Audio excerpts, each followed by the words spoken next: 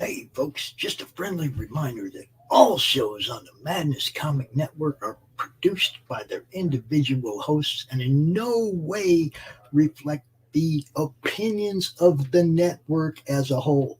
The statements in the following broadcast are not necessarily the opinions of the Madness Comic Network, its staff, sponsors, or contributors. This show is rated TVMA, as are all of them and all those other letters. Viewer discretion is highly advised, and, just do what Doc says. Read that again. Peace, everybody.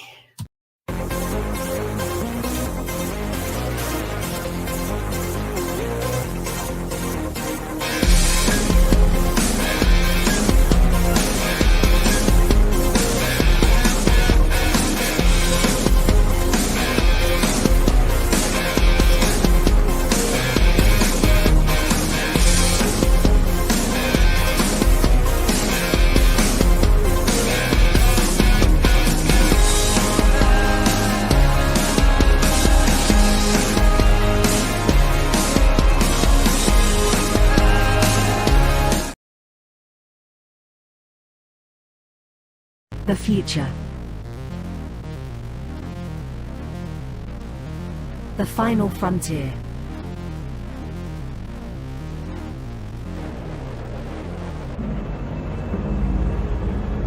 It has never been so uncertain as now.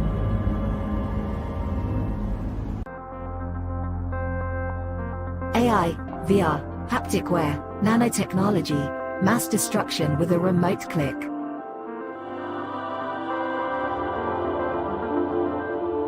Now we are finally seeing the true potential and dangers of an ever-connected and overly policed hyper-technological world. Have we finally become the architect of our own demise?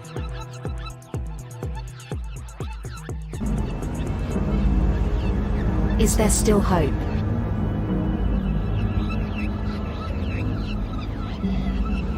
Welcome to the future.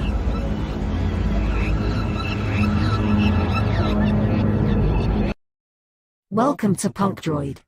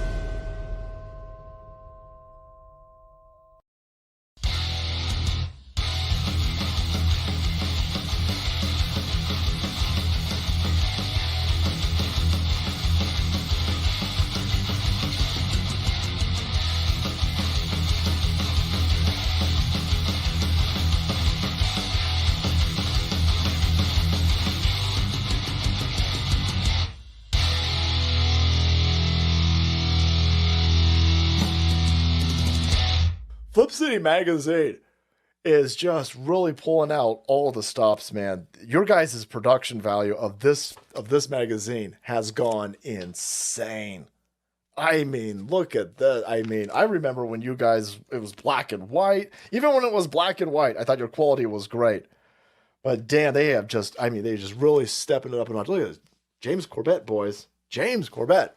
Genuinely cutting, but also funny, and obviously just chaotic and very fun. I love Flip City. It has brought new types of badassery and integrity to the print medium.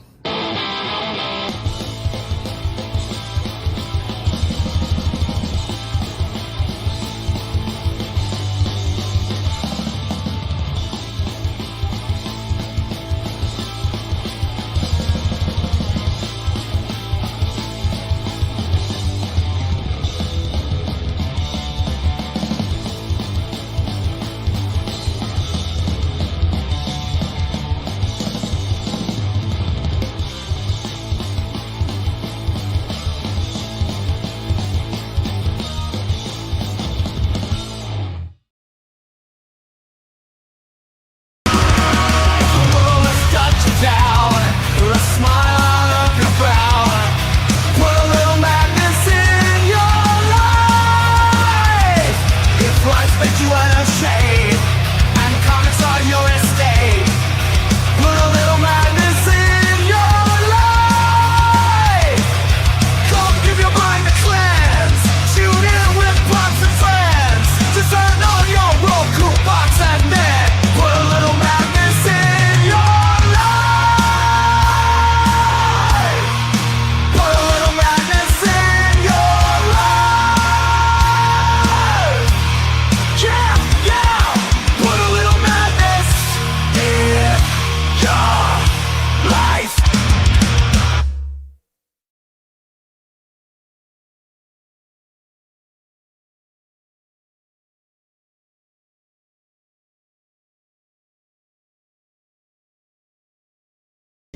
Damn, I said all this cool stuff behind that thing and nobody heard. Might have been a good thing. What is up? Welcome. Monday Madness. It is another awesome Monday. And never forget, people, you gotta love yourself. Don't ever forget that. Don't ever you gotta love yourself. And, you know, sometimes some of the people around you.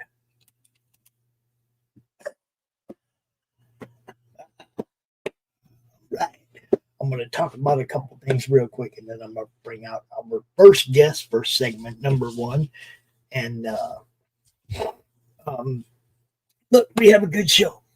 We have Joe Soliz going to be out here, and I think he might be bringing somebody else with him. We're going to talk about Teen Strike, I believe. And then we have at 6 o'clock, one of our sponsors from over here, Flip City, right there, Flip City. Christy's going to be here, and she's going to hang out. We're going to talk about their awesome magazine. And then we're totally going to change gears. We're going to go into a countdown of the last hour of Kurt Zauer's Spectrus and Spanion, which, yeah, I got some of this good stuff right here, guys. You might want to check this out at the 7 o'clock hour. You might want to get in on this. I'm just saying, it's book 5. I have the first 4. It's a good story. It's good stuff. A little bit of mythology, a little bit of this, a little bit of that. Yeah, good stuff. I like it. I think that anybody that likes that kind of indie comic, you get to check it out. We'll go through the campaign. You see something you like, do something about it. That's the way I look at it. And since it was some kind of a flashback weekend, look at that, guys. On my way to see Alice Cooper, wherein the concert got tear gassed and everybody got just screwed up. It was a bad deal. Yeah, but there we were on our way to go. It was a good time. You know, can I tell you, things like this happen. So, without any more. Oh, yeah, wait a minute. We got a 9 o'clock show tonight, too, because we're doing a special edition for a man named Chance Eserly. We're going to be out here talking about his book at 9 o'clock. So, we got a full day for you. All right? A full evening, anyway. So, without taking that any farther than we have, let's bring out Joe and let's talk to Joe and find out what Joe's all about. What's up, Pops? How you doing, man? Look, this is one of them people that when I said post every day, Joe posts in the group every day. He gets it. Okay. There's some people that get it, and some people that just, I don't want to be Mr. Spammy. Did you see the Through the Madness show earlier today? We went back like 3 days, scrolled back like 3 days in the group and didn't see anything twice. Mm-hmm.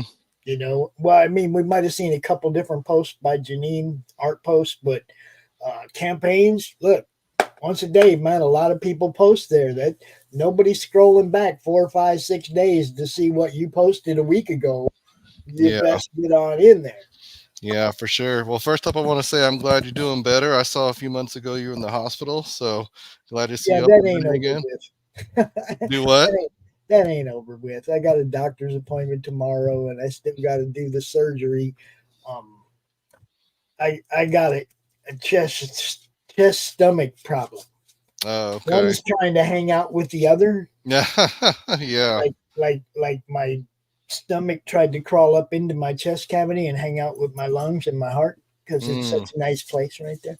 Yeah, a party you didn't ask for. Well, I hope it all works out for you, Pops. Well, yeah, they got the diaphragm herniated. That's how that happened. They got to seal that back up. Push my stomach back down, seal that back up, and then I'll be good. But I still require the surgery. I've been on a liquid diet for 2 months. Oh wow! I ain't gonna say I haven't cheated, but trust me, anything I swallowed has been mashed down to pretty much easy to digest liquid. I got you. Well, hope that all works out for you. But it's ugly. It's ugly. Now we got one of your. We have your the guy the creator of this, right? Creator and. Yes. He just saw my message, so we can go ahead and start, and maybe he'll jump. He is here. No, he does that on purpose. Yours is not the first show he's done that to me too. He likes to make a dramatic entrance. So, what's up, Jess? How's it going? Oh yeah, I was gonna say I can hardly hear you. Say again. How's it going? Let me see. I have to, making sure it's not on my webcam. Can you hear that? Yeah, we can hear you now. Okay. Yeah, no, actually I heard the alarm go off, but I thought it was my 15-minute alarm. And I was like, oh, okay. And then I was talking with someone and I look over and I was like, oh no, that is now. It's all right. Yeah. Like I said, he likes for me to pave the way for him to roll out the red carpet, and then he's like, he stumbles into the room. Oh, hey, he's like Kramer from Seinfeld. So. Yeah. All right, so go ahead and introduce yourselves to our audience, because we already got 20-some people watching over on Twitter. It takes a little while for them to catch up, but they will. Hey, Joe, you want to go first? Yeah. So my name's Joe Soliz. My wife and I make all ages and teen comics. We've been doing that for a couple years now. And me and Jesse have been friends since college, and he actually works in the video game industry as his day job. And when he saw us making ours, him and I and a mutual friend of ours, Roy, who draws one of our other comics, were like, let's just put together this idea that's been literally brewing since they were in high school, because I met them in college, but they've known each other since high school. And so yeah, it's just been a blast. I ran my first Kickstarter back in the fall. It was successful, so he asked me to help him run his, and so far it's funded, and we've hit like 3 stretch goals. So I mean, it's just been a lot of fun, and I mean, you can't beat working with your best friends on a project. So, dude, I just kind of was trying to connect with one of my old, very good friends here recently. I'm trying to figure out a way how to get back in there and maybe bring him into what we're doing, because he was a fun guy. But I get it. You want to hang out with the people that you care about, and the people that care about you. Which, there's a lot of crazy out here in the comic industry. So, a little bit. Surround yourself with those you love and trust. Yeah, for sure. Here's our boy Joe. What's up, Joe? How you doing? Oh yeah, there's my cousin Joel. Yeah, he's at the post office listening. Him and I grew up in the same small town, so it takes 15 minutes to get everywhere in our hometown. So he'll be home in a few minutes from the post office. That is the improbable girl and wonder kid. Oh yeah. I got those too. I love those books. But look, the stuff that I can leave out that the grandkids can like, and that I can put in the grandkids comic box, I like that stuff.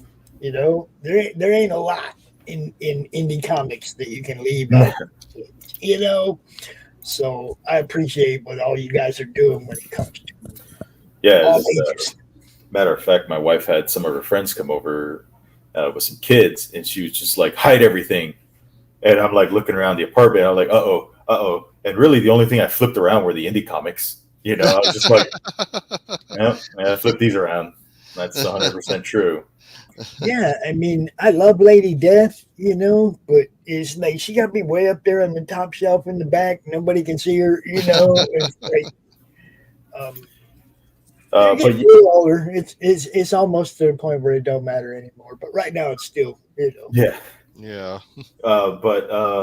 But yeah, as Joe said, I've been in the game industry for about 23 years now. I've worked on all kinds of stuff, and you kind of, regardless of what industry you're in, you kind of become a little complacent after enough time working there. You just start taking things for granted, and so there's a lot of people that want to enter the game industry, and it's like mystical and all this and that. For me, it's just everyday life, and so it gets to a point where, like, obviously you can see I have a ton of games behind me. I collect games, and all the games that I've worked on are all right here, directly behind this right here, these 4 shelves. But it's I'm not excited by that anymore, And so a couple years ago, they sent me their first comic that they put out, and I sat here and I opened it, and it was just, it's a small little preview comic, but still, like, I opened it. And just like suddenly all the fireworks came on, or lights, alarms, whatever it is, however the saying goes, it all just started firing off.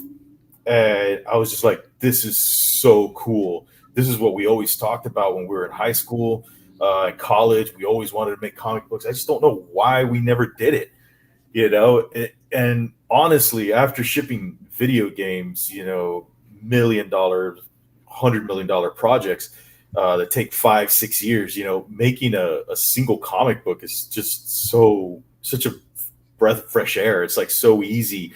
It's just like, wow, I like started this a couple months ago. It's done. It's ready to go on Kickstarter. Like, it's just get it out real fast. And so suddenly, like, I'm excited about doing all this art again. It's just, I color about 1 page a day, and my penciler's just like delivering stuff to me, and I'm just like jumping on it. But it's just this feeling that I haven't experienced since the very first couple games that I shipped, and I went to Walmart and I picked it up, and I'm like, wow, this is so cool. Now it's kind of feeling like that with comic books all over again, and that's just really neat. I'm so glad I'm able to have this feeling again. I can only really thank Joe and our friend Roy for basically putting that spark back in me for that.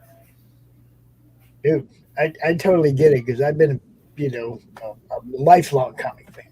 Yeah. But there's ups and downs. Mm-hmm.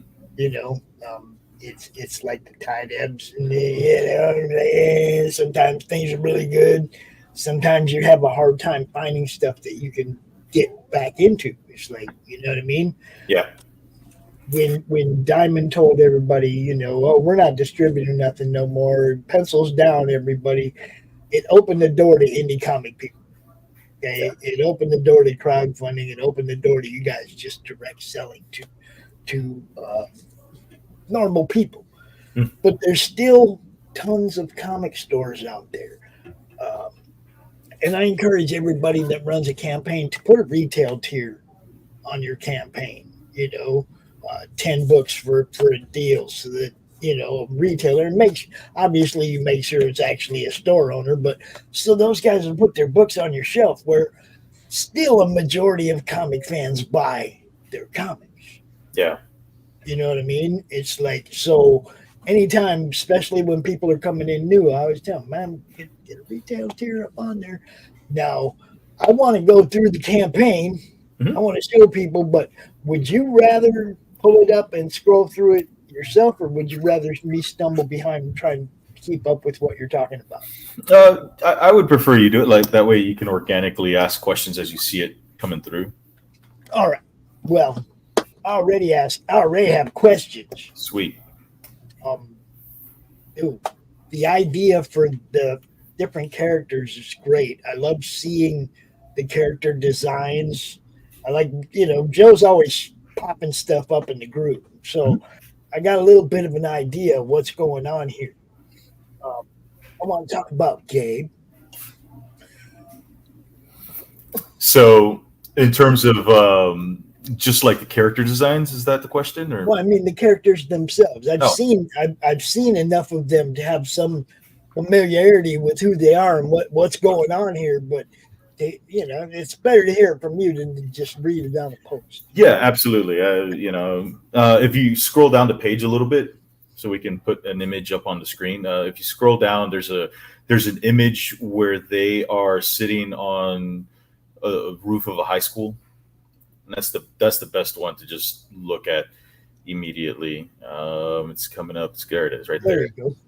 Yeah, I don't know if you can make that larger or not, but that's fine. Yeah. So basically, the characters are just, I mean, it's the story of my friend's life, basically, right? Like it's for, I guess the easiest way I could put it is that those characters are at least have their roots based on me and my friends in high school, because that's where the story started and originated, was during high school. We used it as a way to kind of cope with all the stuff that was going on around us. And, you know, sometimes, as I put in a campaign in there and in my forward, you know, we would create idyllic super versions of ourselves to deal with all the stuff that was going on around us, right? So our friend Roy, you know, he's the one there, dressed kind of with the hat and the glasses and the suit and tie. You know, he dressed in a very like lowrider type fashion, you know, back in the very early 90s and all that stuff. But he would constantly get picked on by other lowriders and, you know, gang members and stuff that would, you know, call him a faker and all that stuff. But truth is, he just enjoyed the look, right? And so he started drawing these drawings of like himself, you know, being picked on, and then the way he would handle things and say things that were the ways, you know, we kind of wish that we would be able to handle that stuff. And it kind of started there. He had a representation of himself that he would always draw, which, you know, it was basically him with like these big electric wings and stuff like that.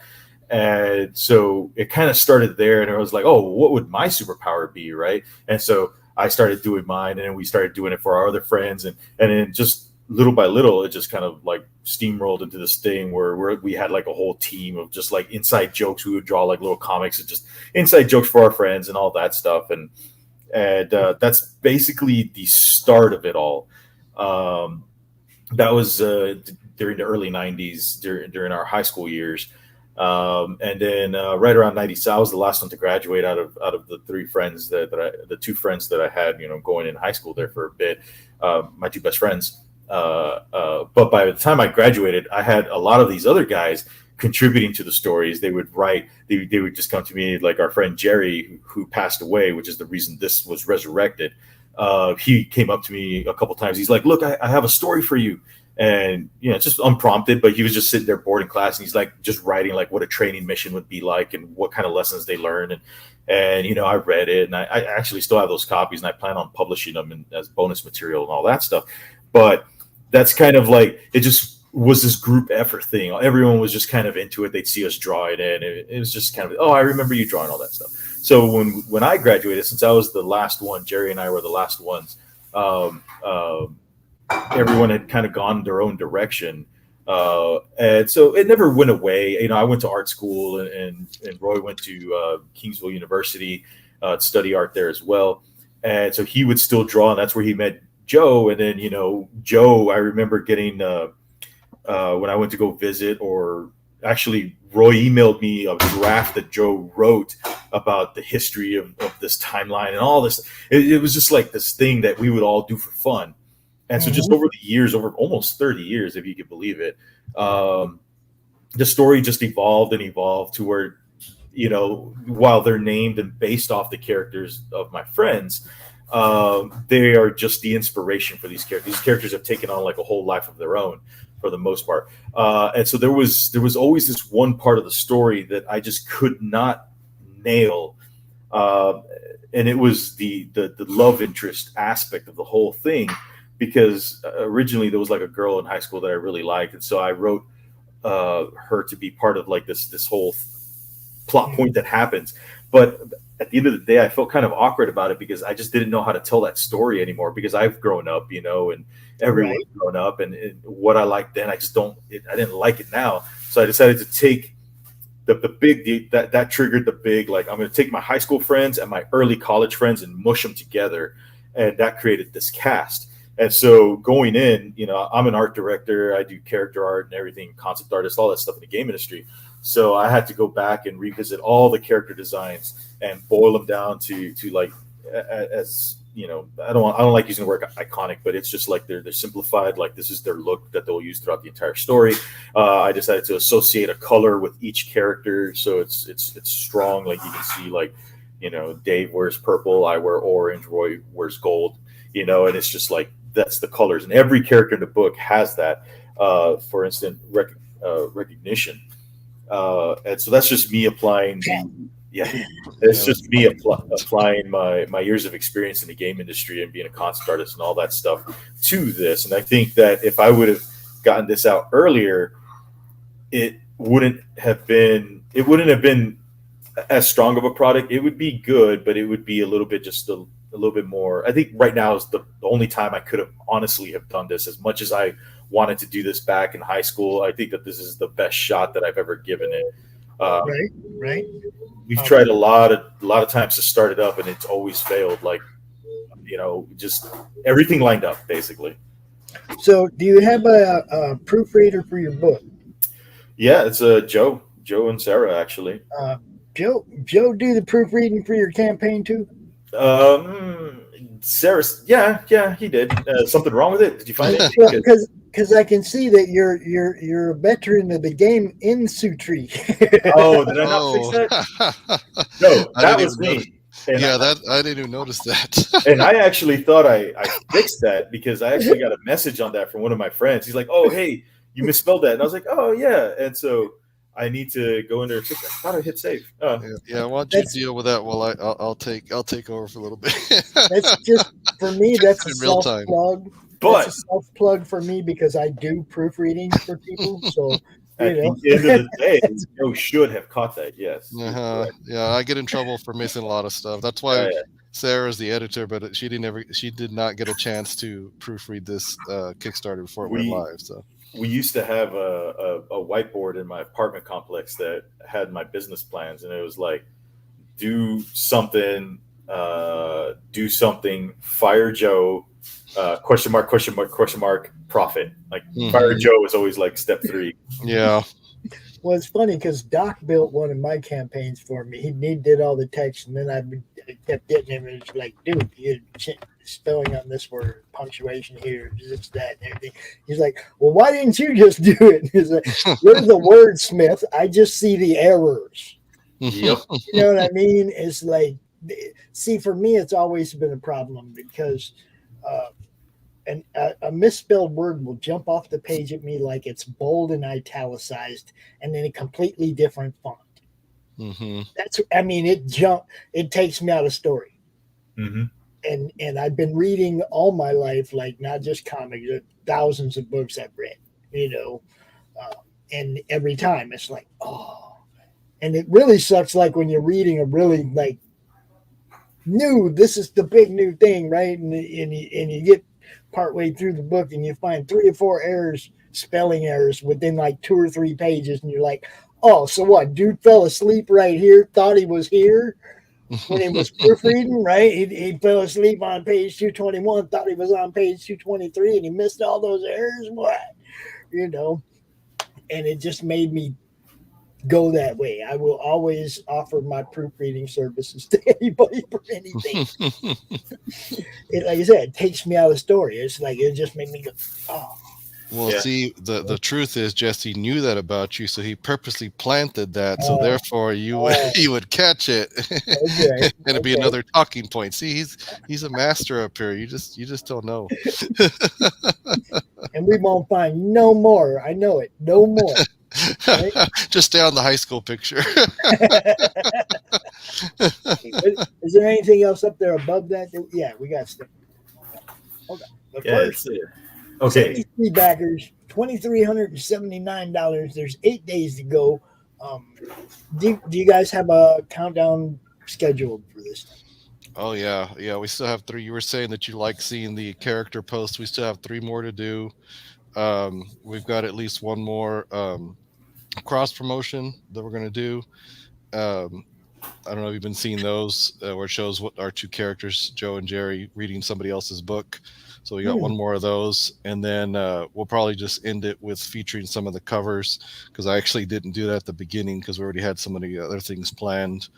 I think overall that was one of the good things that we've had plenty of different posts. I think that's what you were saying earlier, that some people always question you of like, well, I don't want to be a spammer. Well, then do unique posts then, like change, like you've seen different characters, right? Well, so that doesn't feel spammy because it's something new each time, right? Right. So as long as you have a plan, and I've done like three short videos that I've interspersed throughout. Jesse's done a video, so it's just a matter of what are you posting, because you got to have a plan, right? Because people forget, and there's that dreaded lull in the middle of the campaign, right?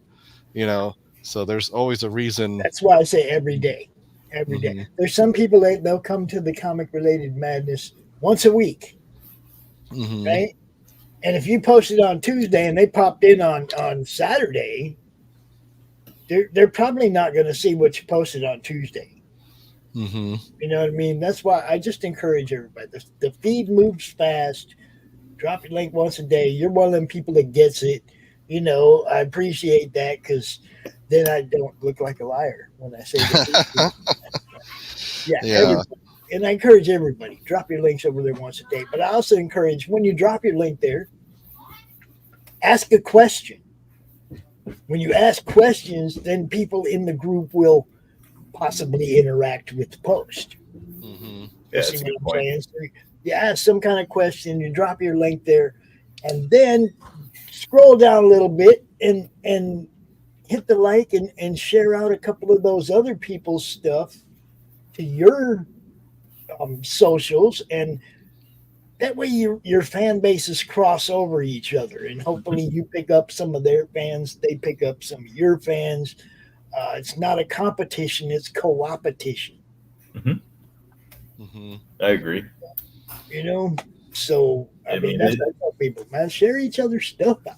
Yeah, like right before. Sorry, just real quick. I just want to say, like, literally 2 minutes before I logged on, Laurie Calcaterra tagged me in the post about this and said some really nice things, and I was like, "Gee, thank you." Like, but I try to share her stuff. I mean, she's from Dallas. She's right down the road from Jesse, and so, I mean, that's all I've done is just try to do what everybody talks about. Is like just share each other's stuff when you can.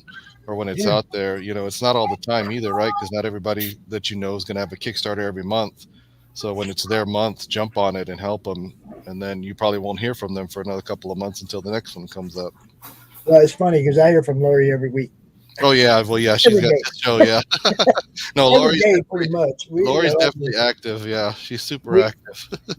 We talk to regular, I used to do this show. I used to have the CromCon, which was a whole huge weekend event, right? And then I do this show on Mondays for the people who didn't get a spot on CromCon. Okay, and I'd bring them out here on Monday, and they'd still get some airtime. And then I had this show called the Tuesday Morning Brew. But on those weekends when I did CromCon, by the time I got to Tuesday, I was done. All I wanted to do was lay in bed. I've been in this chair for 40 hours in the last 4 days. It's like, I don't want to be here. And Laurie was the perfect person to give the Tuesday Morning Brew to. I could not have found a better person. And when I said, "Hey, do you want this show?" She's like, "Sure, I'll do it." Great. Yeah, she's hilarious to talk to. And I have a show booked with her in August for our other book. So nice. I didn't realize she booked so far in advance. Oh man, she's the one. Okay, like she's probably the most popular show on the network as far as you guys go, as far as the guests go. They all want to be on Laurie's show. Me and Doc we're sitting over here. Yeah, we got room for somebody. Yeah, we still need somebody on this show, that show. Laurie's like, I'm booked out till next year. Yeah. Matter of fact, right when I was starting this show, she hit me up for admin so she could go set up her show tomorrow. I'm like, just starting this show. Give me a couple minutes. I will get to you. Yeah, it sounds like fun. I have to check that out at some point, especially if she's local.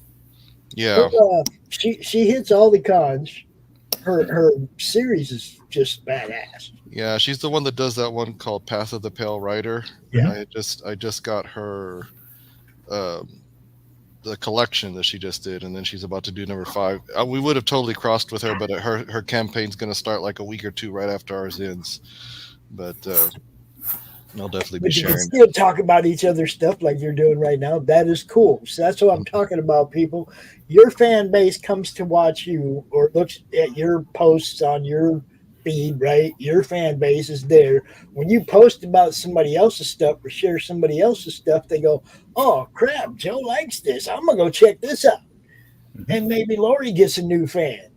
And then when, it works both ways, guys. And I try to tell people that it's like you're not possibly losing a sale to that guy. You're possibly gaining a new fan yourself from his fan base. It's like you got to do that, man. That's pretty much what the madness has been about from the beginning. Bouncing fan bases off each other. That's why I try to bring so many people to one place.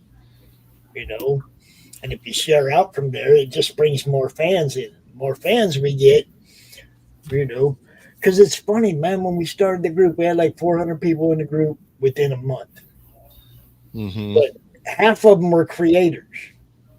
I mean, we had Brian Polito and Greg Horn, we had a bunch of people in the group that joined right away that were big time creators. And it was like, okay, we need more fans. We need more fans.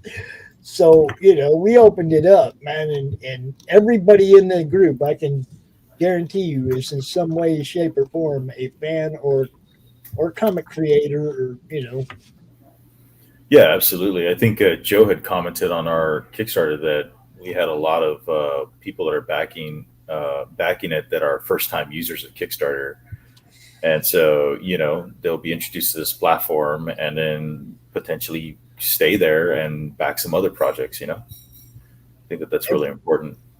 Everywhere. We have. I personally am I endorse Fund My Comic, which is another crowdfunding page. But we will talk about that later because you guys might be able to set up. You can set up a storefront. Yeah. Yeah, I've checked it out before. One of my friends from overseas, I'm pretty sure he has his book up there. Yeah, it's if people that what I do is I actually do a show that promotes that website once a week. So it's like I go out and go, hey, look what's over on Fund My Comic, because I'm trying to make sure the fans understand there's another place to go, and the creators too. 3%, you get to deal with a human, not an algorithm. It's only comics. There ain't no lawn chairs and toolkits, and you know what I mean? It's geared for you guys. So that's the one that I got behind. I saw people getting kicked off of Kickstarter and shadow banned on Indiegogo, and I'm like, it's hard to. I love the comics. I don't care if that's where your book is. I'm still going to promote you. But I have a hard time getting behind those sites anymore because they've just done so many people wrong in so many different ways. It's crazy. I mean, I love comics. Sell your books everywhere. Yeah, those were the first lessons I learned from a lot of other creators. Is like, don't treat Kickstarter like it's the end all be all. It's just one more venue, right?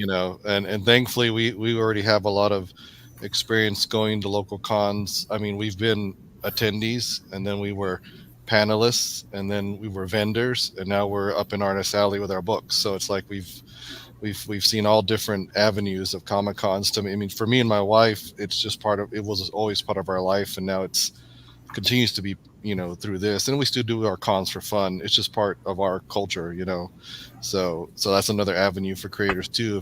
If they don't do Comic Cons, they can try that out as well for their comics. Yeah. I opened up my own storefront too. It's not live yet, but as soon as this one finishes it up, I got to open that up for the pre-orders and all that stuff, for your standard Shopify stuff, for the people that weren't able to back it, that would like to get a copy or whatever. They'll have a storefront coming up, and then I'm also willing to take personal orders, for people that still don't quite get shop like online. They can just tell me what they want, right? Message me, and then I'll just put it all together, and we'll figure it out one way or another. Yeah, it's worth it to go look at Fund My Comic because you can have side by side a storefront for like your back issues, Mhm. as well as an active Kickstarter for what you got going on right now. You know what Yeah, I mean? let me go check that out. By the way, I've seen it. You don't have to look at it right now, but fundmycomic.com. It's No, new. trust me. It's not quite a year old, but you look, there's some 5-digit campaigns up there right now. So Yeah, I need to just no, I need to open a tab, or I'll just absolutely forget. I multitask like nobody's business. like you know, making day job is making video games. I'm making a comic book, helping run this Kickstarter, trying to finish up issue 3, which is what I'm doing right now. And then I'm storyboarding issue 4. And then we also make toys. So we do stylized statues for the NFL, the MLB, WNBA, and NBA. And I'm also making other video games outside of my day job and stuff like that. So I'm a pretty busy guy. damn. Yeah. You like my friend Chris Brown. Chris Brown, the Laughing Rogue. He does RPGs, tabletop games, comic books. He's doing all of it, right? There's like video. I keep telling him video games. But it's a lifestyle choice, right? Like there's no way I could do this casually. And I still have enough time. I still have enough time to go out and do things and hang out and travel. I love to travel and do all these things. But I've managed to. People ask me if I'm a workaholic, and I'm like, no, I'm not a workaholic. I'm just fortunate enough that my hobbies are the same as my day job. So it looks like I'm a workaholic because I just go from one right into the other. But even if I was working at a restaurant or something for my day job, I'd come back home and I'd sit down and I'd start drawing. Like there's no difference there for me. That's where I'm happiest.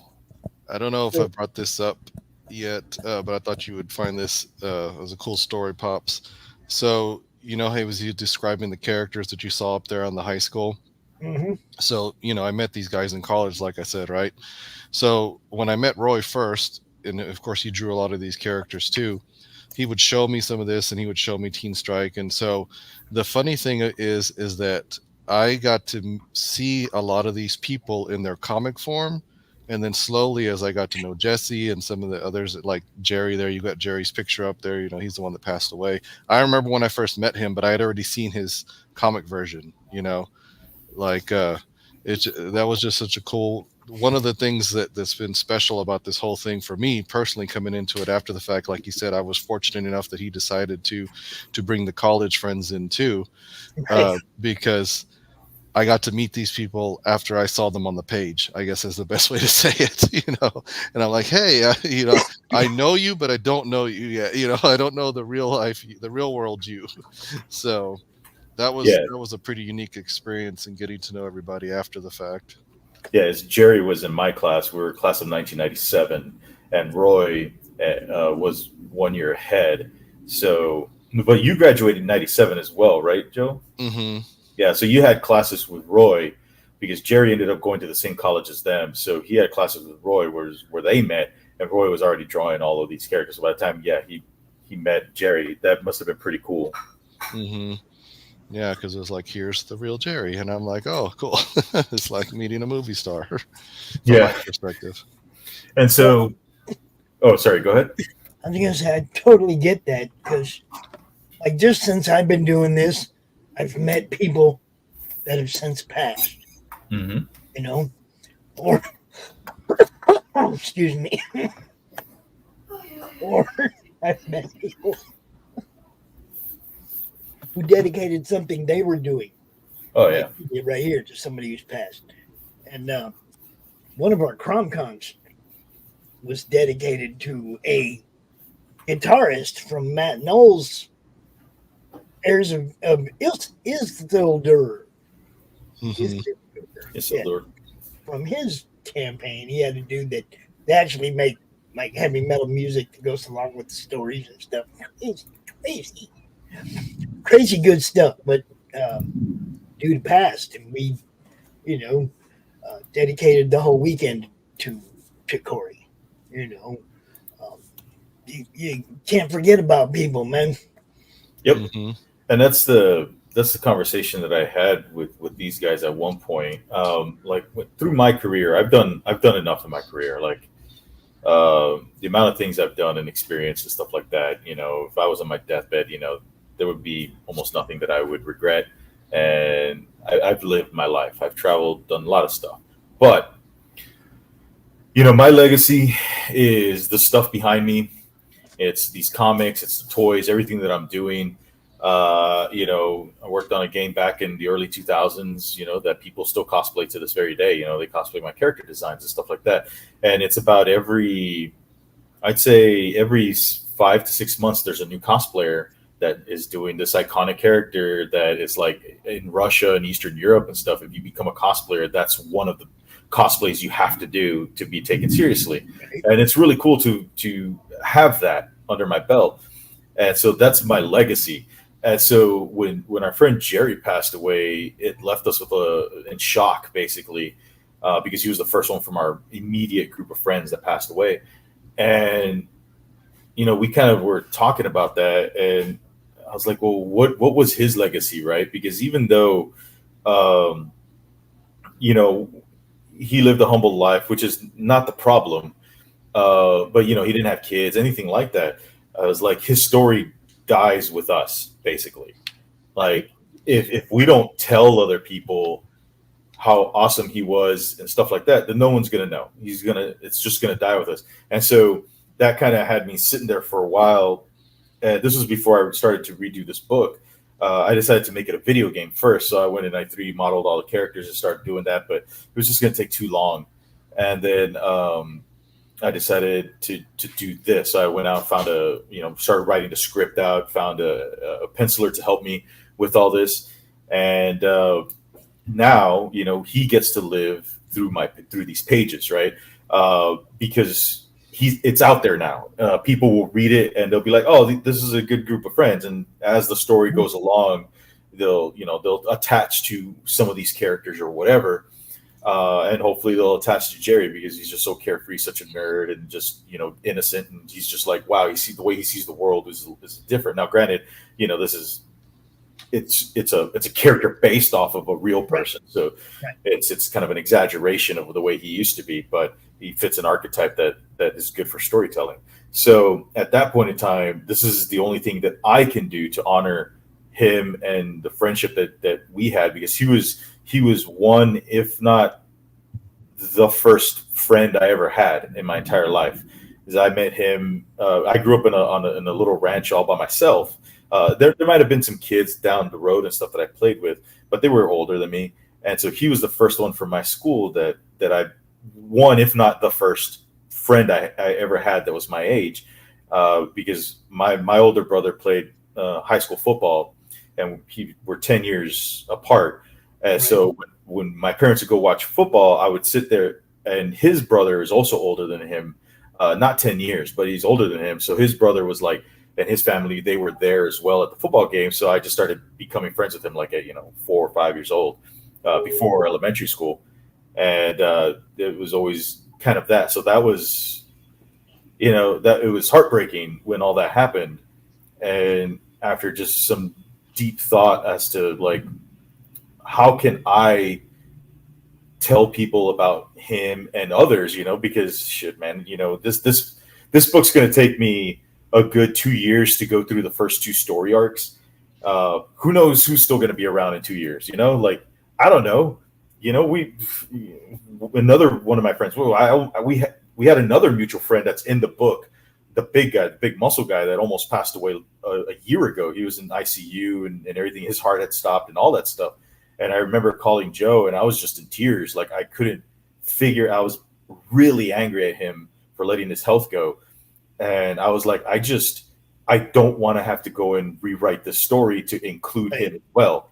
Like, passing away, having to deal with his death, and it sucks because on the other side, on the game industry, games take so long to make. We have one game that we've been trying to finish. We started it in about 2019, and we've been trying to finish it. And every year or so, we have to add people to the in memory of credit, that plays, and it sucks. Now look, I'm 60 years old. Okay, you can imagine that a lot of the people that I knew growing up ain't around no more. Yeah. A lot of them, right? But like I said, even people that I've just met recently in this industry, David Frost, there's been a few that, they're gone now. I mean, they're gone. We're not going to see no art from them. It's like, yeah, like the most I can do is like share my scripts out with like Joe and a couple other people, so at least like if something happens to me, at least they have access to it and they can continue it if needed, or at least just take everything, just print it all out in one single thing, just say this is it, this is what he had envisioned, there you go, read it, kind of thing. Because it can happen. Like I was at GDC, which is the big game developers conference 2 years ago, so it was GDC 2023, and I got hit by a car. I just crossed the street. It was my turn to cross the street. The light came on. I stepped out. The dude wasn't looking. He came. He hit me. I went over. I'm pretty sure I didn't go to the doctor, but I'm pretty sure I fractured some stuff in my fingers. I was bleeding and all that stuff. And if I hadn't seen it and I didn't jump, it would have been a lot worse. Yeah.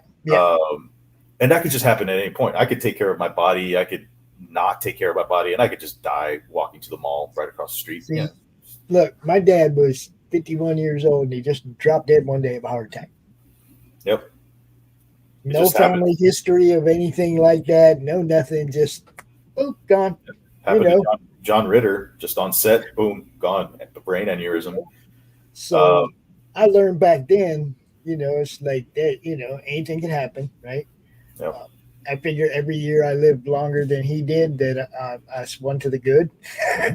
No, that's true. And it's like, what do you do with that, right? Like you can sit there and do nothing, or you get mom, and mom's like in her 80s, little Energizer bunny, got cancer at 79, went through chemo, just came out and went right back to kicking ass. Yeah. I don't know, man. It's just a part of it's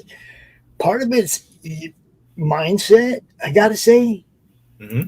Absolutely.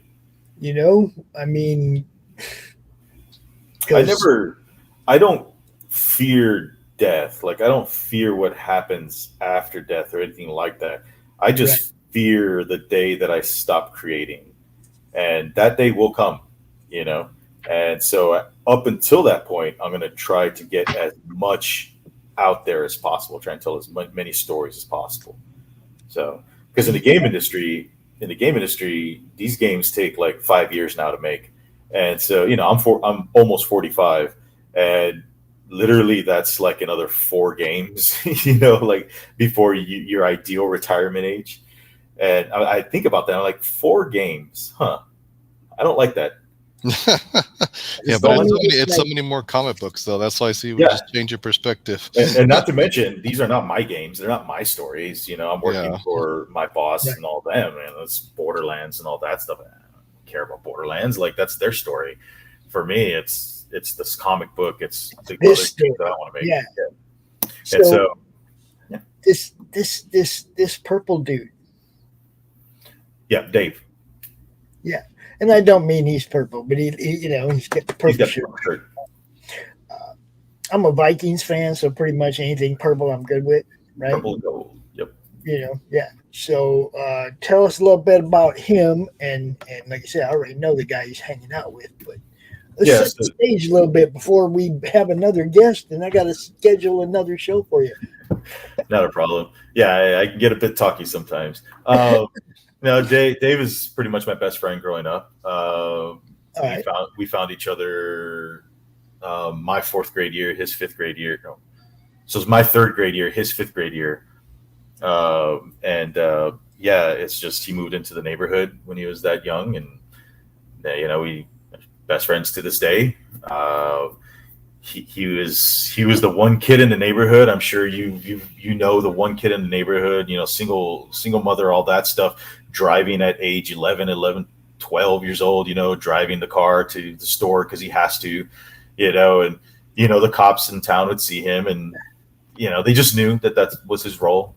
And so he was the transportation for everyone. He was the older one, so he kind of gave everyone advice and all that stuff. So in the story, it's it's the metaphor, like we discovered each other's powers there, and so that kind of happened. And then we brought Roy into the mix later in high school. But yeah, that's just kind of how that goes. You can see the characters there, all in their outfits. Again, all the colors coordinate to who they are, that kind of stuff. And there's a purpose. There's a whole reason. Without giving too much away, right now their outfits are mostly black with some color accents, because there will be a point where they infuse more personality into their outfits and the colors all invert, so they become very colorful, because now they're doing it under their own terms and stuff like that. And right now they're under like a corporate run type of thing, so it goes from drab to bright, all that kind of stuff. Everything is very premeditated, and there's not a single thing on this page that is an accident. Lots of thought has gone into this. So like if you scroll up, you'll see my entire thought process up on the top. You'll see I have this piece of software called Miro, and it's basically an interactive whiteboard. Like if you keep scrolling up all the way up to where I'm flipping through the book. Oh, yeah. Yeah, like that right there. Scroll back down.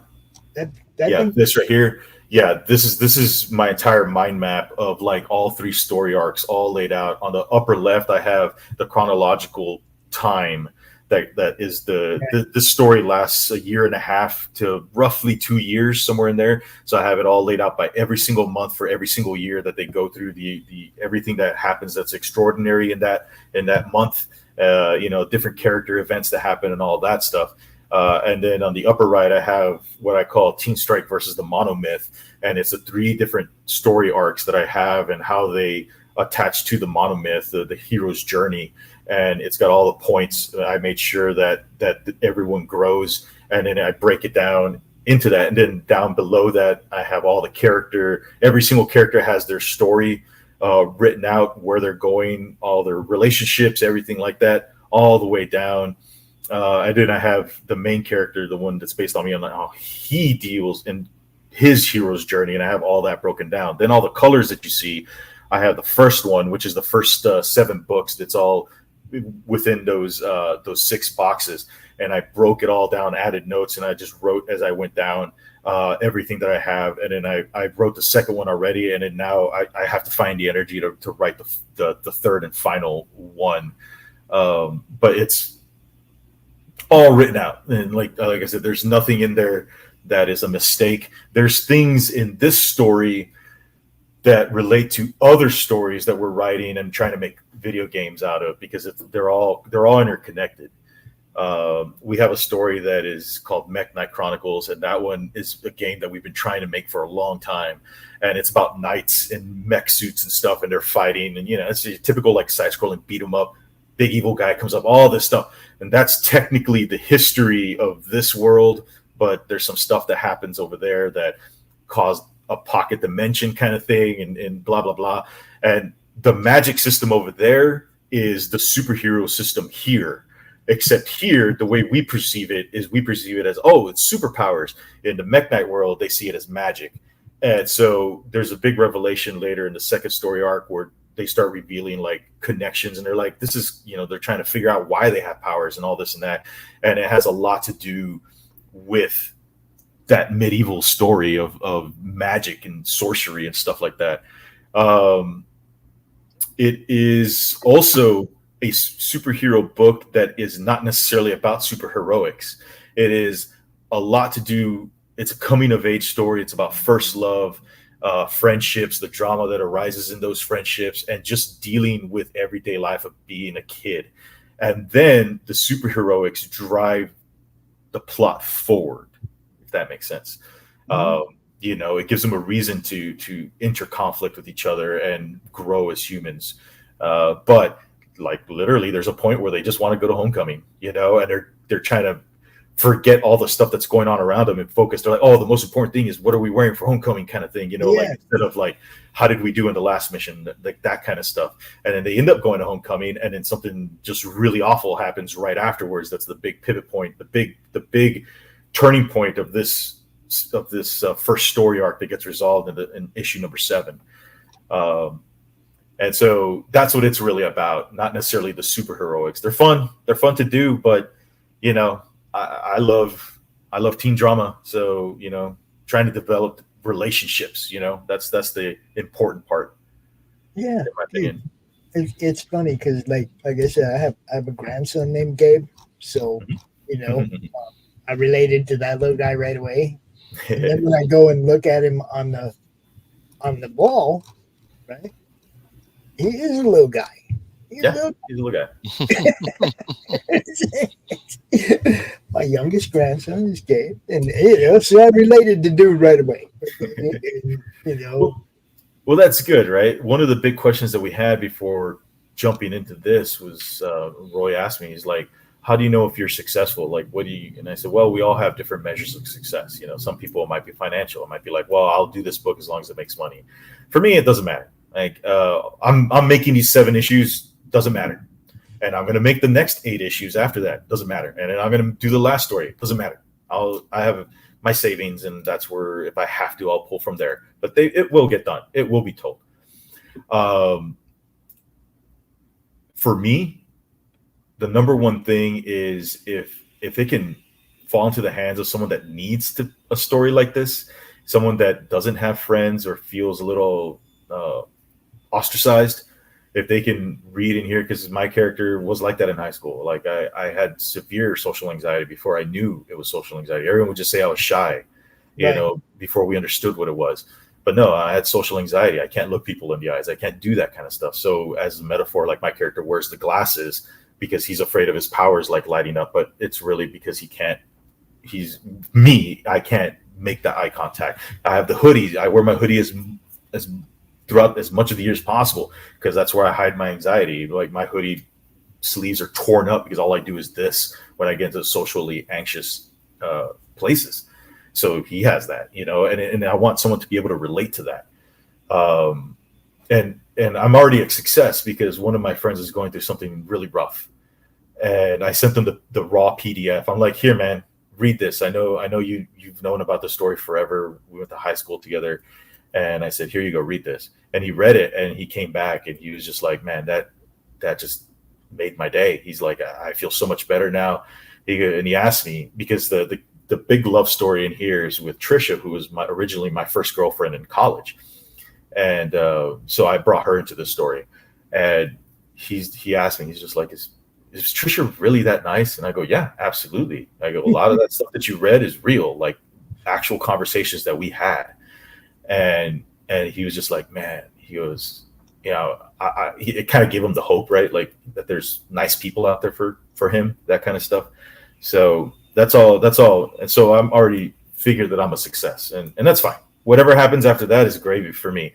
But if I can get people to say things like that after they read it, shoot, man, I don't mind throwing all kinds of money at this to get it done, because I think that's more important than anything.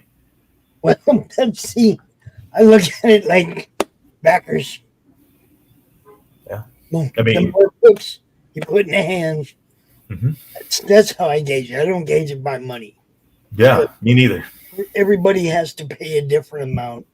Some people are paying for artists. Some people are paying, you know, I mean, some people are artists. They don't have to pay for that. Their overhead ain't quite as high. Some people have, you know, use critical blast for fulfillment, and they don't have to worry about under charging for shipping or anything, because somebody else is handling the complete thing, and it doesn't cost you anything to use critical blast, by the way. That was another plug, guys. I can't help it. Man, like the way I see it, the way I see it all is, I see you, kitty. Yeah, the kitties everywhere. The way I see it is just this, you know, I just want to tell a story, and I just want people to just see how awesome my friends are. It's as simple as that. If that brings a smile to someone, fantastic. You know, if it inspires someone to be like, this book sucks, I could put out something better, and then they go out and put out something better, great, fantastic. I don't care. If it causes a little kid to be like, I want to draw, and they draw, or they write, mission accomplished, man. That's what I put on this earth to do. If it just gets one, that's all it takes, right? Before we go, Pops, real quick shout out to my cousin Joelle. He just backed us, so thank you, Joelle. There you go. Nice. I knew somebody did. I didn't know who it was. You can see I fixed my typo, by the way. Yes, very good. He had to Now, get look, that in there before we I go. got one more question for you guys before I gotta let's go, because our next guest is in the backstage area. Do it. Do you have a video countdown set up for your campaign next Tuesday? Joe? No, not like a. No. Find out. We have our final days plan, which does include some videos, but we don't have a countdown. See, we do that. We come out here like for the last hour of your campaign, tell everybody, hey, it's almost over. Let's do it. Let's do it. If that's your subtle way of asking us to come back, yes, let's do it. Well, what I was gonna say is if let me know what time. Yeah. Okay, it ends. And if that hour is free, if it's not somebody else, like, if it's during Laurie's show, obviously we can't do it. But I think it's next Tuesday, right? Yeah, next Tuesday. It should be in the evening because we launched it at 10 p.m. on a Sunday, I think. You know what? I'm willing to do the final 24 hours. I'll sit here. I'll sit here. We'll do that's a all you, marathon. buddy. We'll have all you, musical buddy. I'll acts. tell you right now. I'll be auctioning things around me. That's one of my favorite things to do. I've done that too. Trust me. Yeah. I've done that too. I am all for it. Now, one of the other things I like to do is I like to make sure that you guys all meet each other. Okay. And Absolutely. we have Christy from Flip City Magazine Nice. over here right now. Hi, guys. Hello. He also does a show like this that promotes people and whatnot. So, you might you never know, right? You're not the one that lives in Dallas? No, I do not live in Dallas. Okay. But I gotta admire your grind, Jesse, saying you do a 24-hour stream closing out. Oh yeah. Yeah. Oh, yeah.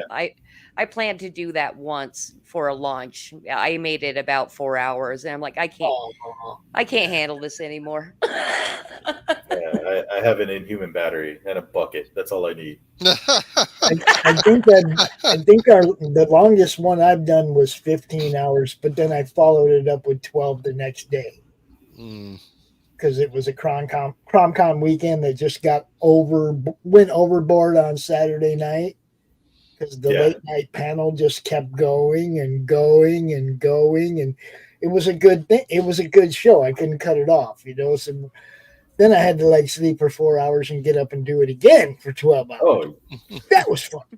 Yeah, being in the game industry, it's all about crunch, right? Like the unfortunate side of the game industry is all this crunch culture. And when I was on Ghostbusters, the video game, I had 1 week left to go before content lock, and my mission was to fix Ecto 1. That was the last thing that I needed to do. And so I had a talk with the art director and stuff. He's like, man, if you really think you could do this, you do it, right? But if you can't do it, we're going to use what's already in the game. And so I just sent out my emails and said, no one bother me. I'm going to be here crazy hours, no meetings, nothing. And I crunched on that Ecto 1 for 4 days straight, working about 20 to 22 hours a day. And then I would go home, sleep, put my alarm, wake up, march right back to work. So within 5 days, it was basically 20 to 22 hours. Do I want to do that again? Probably not. But pretty much just describe my every week. But but yeah, it gets crazy. Hey, I gotta go, guys. Yeah. My wife needs me. Thank you so much for having us. Thank you, Pops. Appreciate you, man. Get with me, Joe. Let me know exactly what time it ends. I'll check our schedule. We'll figure something out, bro. Yeah, Joe. Yes, sir. Definitely. Okay. Bye-bye. Good meeting you, Jesse. I will talk to you. Great meeting you. Great meeting you too, Christy. Yeah, bye, Jesse. Bye. All right. Pops. Guess what time it is, you guys? I don't know. What time is it? It's time to flip that city. What's up? Oh, all right. I've been looking forward to talking to you since the last time I talked to you. Because now we haven't spoke voice wise in months. I know, but now I got to read one of your books. Yeah, I did read one of them because I told you I read the James Corbett interview, right? And you saw I went out and I posted it. I was like, man, if you guys didn't read this, you guys need to get this. You need to read this. And you're like, Oh, well, the interview's on YouTube. You can go. Yeah. but you don't get all the art with it on the YouTube video. Right. But I mean, I didn't know that was the same interview, right? I didn't know it was, but I had already read it then. So then I put it on YouTube and, we got some attention. Then I made a short from that interview. Yeah, I went and watched that. And like I said, I promise I'm not jealous. You got all those views. It got 8,000 freaking views. Oh, man. is it up to 8,000 now? Yes. Nice. I'm just like, what? Yeah. Shortly after you had let me know about the views, and I went and looked what you did for your short, and I was like, okay, cool. My husband Scott and I, who we both do Flip City together, took the dogs on a walk, and I told him, he's like, dang, he's like, Christy, you need to get on those shorts more, because they can't fit. Now look, I don't know if you know, but in StreamYard, in the library, the AI will generate shorts for you. Really? Now they are AI generated, so you want to watch them before you post them and make sure that they make sense, right? Yeah, because it is AI. But that one was made by the StreamYard AI generator. Okay. Yeah, I think the only way I've done shorts is just through the YouTube studio, and it's worked fine because you can kind of readjust, where things you are can laid do that out. too. You can make your own, but you can make your own in the backstage of StreamYard, like I said. Cool. But it's like, okay, try the AI thing, because if the AI makes a couple good ones, then I don't have to. Because I just want a couple good shorts from every show to go post. Yeah. Now we also link those shorts back to the show they came from, because that's part of the YouTube studio. Right? When you post a short, you can link it back to the show that it came from. So you do that. You give a little credit or whatever you're putting in the description. Make sure you got hashtag shorts in the title. And you can add other hashtags, stuff, whatever you want to do. I mean, I trying to keep it simple just to slowly test different things. Well, I'm telling you, I think StreamYard needs to start paying you a little money because you're always talking about it. It's I'm out here. All I talk about is what I play with. StreamYard is one of the things I play with. When I first started, it didn't have hardly none of the bells and whistles. You had some videos you could post and backgrounds, but it didn't have any of that edit, make reels, make shorts. It didn't have none of that stuff. That's all new. Well, all I got to tell you about StreamYard is that it kills my CPU. So anytime I'm going into a studio beforehand, I'm closing everything and I keep my task manager open because there's been some real foul ups in the past going through StreamYard where I'm lagging like 5-10 seconds behind everybody else. And there's nothing more awkward than that. Do you use Firefox? Okay, so I figured it out is to use it in Chrome. That is how it works best for me. I was using Brave. Yeah, I was using Brave, and that just was terrible. But it still kills my CPU. It's and that we would play Roll20 games and be broadcasting on and using StreamYard, and it's like, man, those two apps are so they just drain. I mean, they just use up everything, and it's like can't do anything else when you got those two things running together. But hey, guess what I got? What do you got? I got I got these books. I got these books. I want you to tell they're people so pretty. I want you to tell people about these books. First, obviously, this is book 18 and book 19, right? Okay, so you've been doing this for a little while. Yeah, we're in our 5th year, baby. what gave you the idea to go, I'm going to turn this upside down? Because that's what I get from Flip City. Is that what you Okay. get from Flip City? Everybody takes something different. You know, Yeah. it's a title that's worked well for us.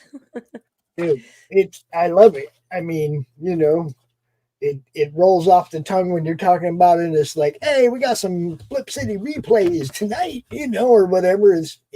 Yeah, I like it. Yeah. So the question was, what made us be crazy people and actually start publishing independently? What made you want to be the next, or the now in satire comedy on in print, you know? Well, it's a few things that aligned kind of perfectly. First, there was a huge torch that was dropped by Madden Cracked, and we could not find any example of anybody doing a great, truly irreverent, non-PC print comic satire. So there was a need for it. So that was number one. Number two, Scott, my husband, the madman mind behind Flip City, is hilarious and was basically trained to pick up the torch because he was such a huge Cracked and Mad fan. And he would study those magazines growing up from about 8 years old on. So he knew the style of writing and everything. And so yeah, that's kind of where the idea came from, coupled with the fact that we wanted to use Scott's skills in writing and illustration to do something creative. He also has animation skills. We had originally thought we were going to do some of our IPs as animations and wanted to kind of build a following on YouTube doing that. But we realized to do animation, you're putting in so much sweat equity with no guarantee of return.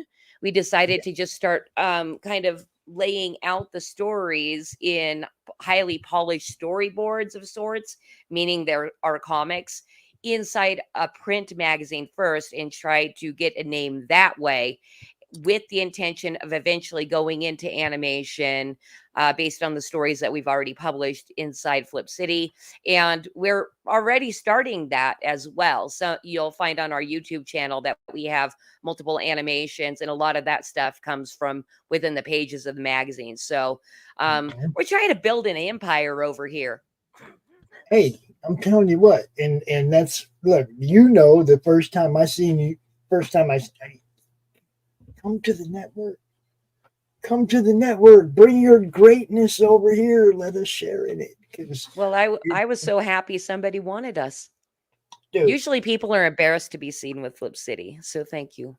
Thank you, But Pops. see, this it is. I try to tell people, it's like the ground has moved under me. I'm the same guy I was when I was 20. I'm legal weed, free speech, leave my guns alone. Yeah.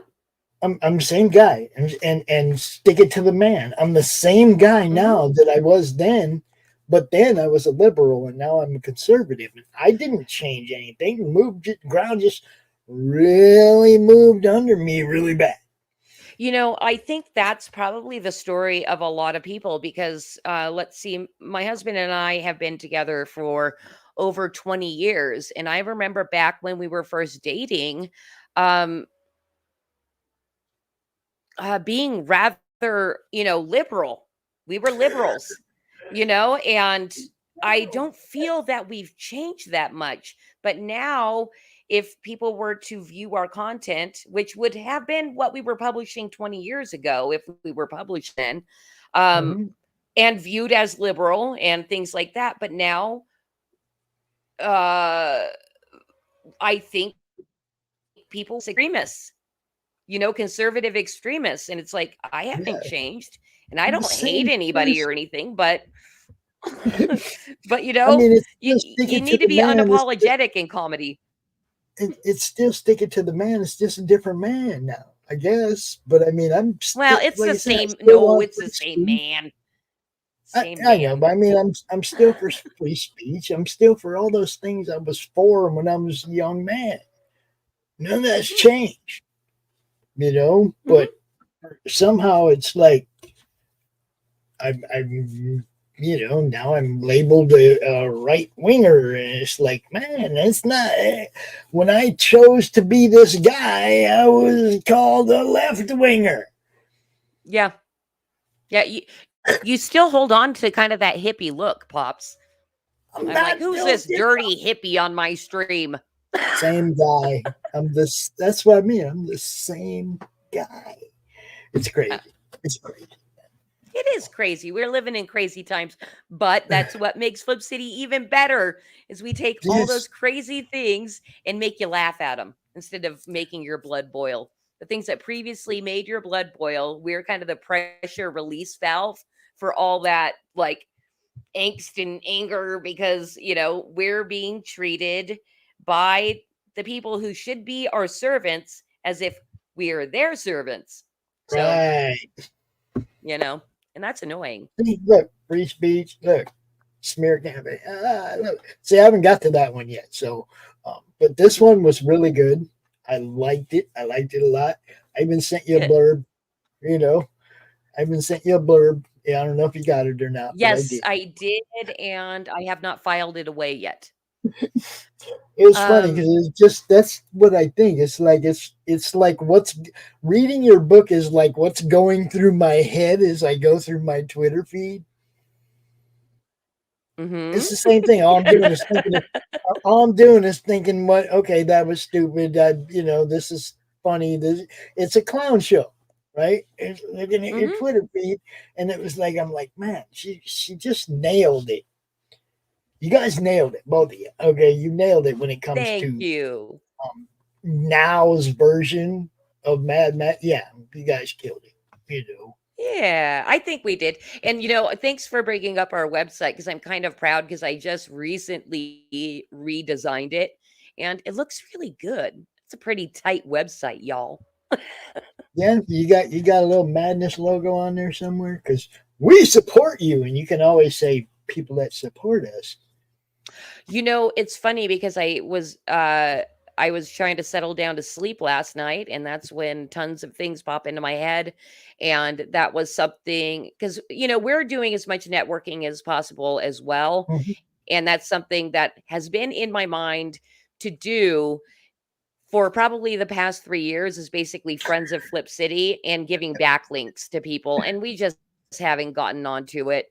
We're so busy, Pops, and I'm sorry that I haven't done that, but it's in my stack of things to do. To me, it's there's like, so many great people out there.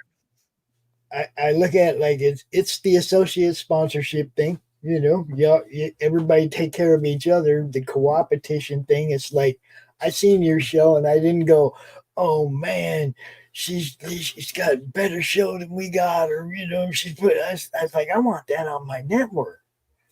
And it's the same with I don't know if you're familiar with April Hunter. She's no, I don't. She's a wrestler and cosplayer, a professional wrestler and cosplayer. Yeah, I'm talking to her about bringing her show to the network, or possibly you know co-hosting a show on the network or something. You know, because I want to expand this out as big as possible. You know, to as many places and as many people as we possibly can all the time. Right. Matter of fact, you were supposed to add your channel when you came in, but you forgot to.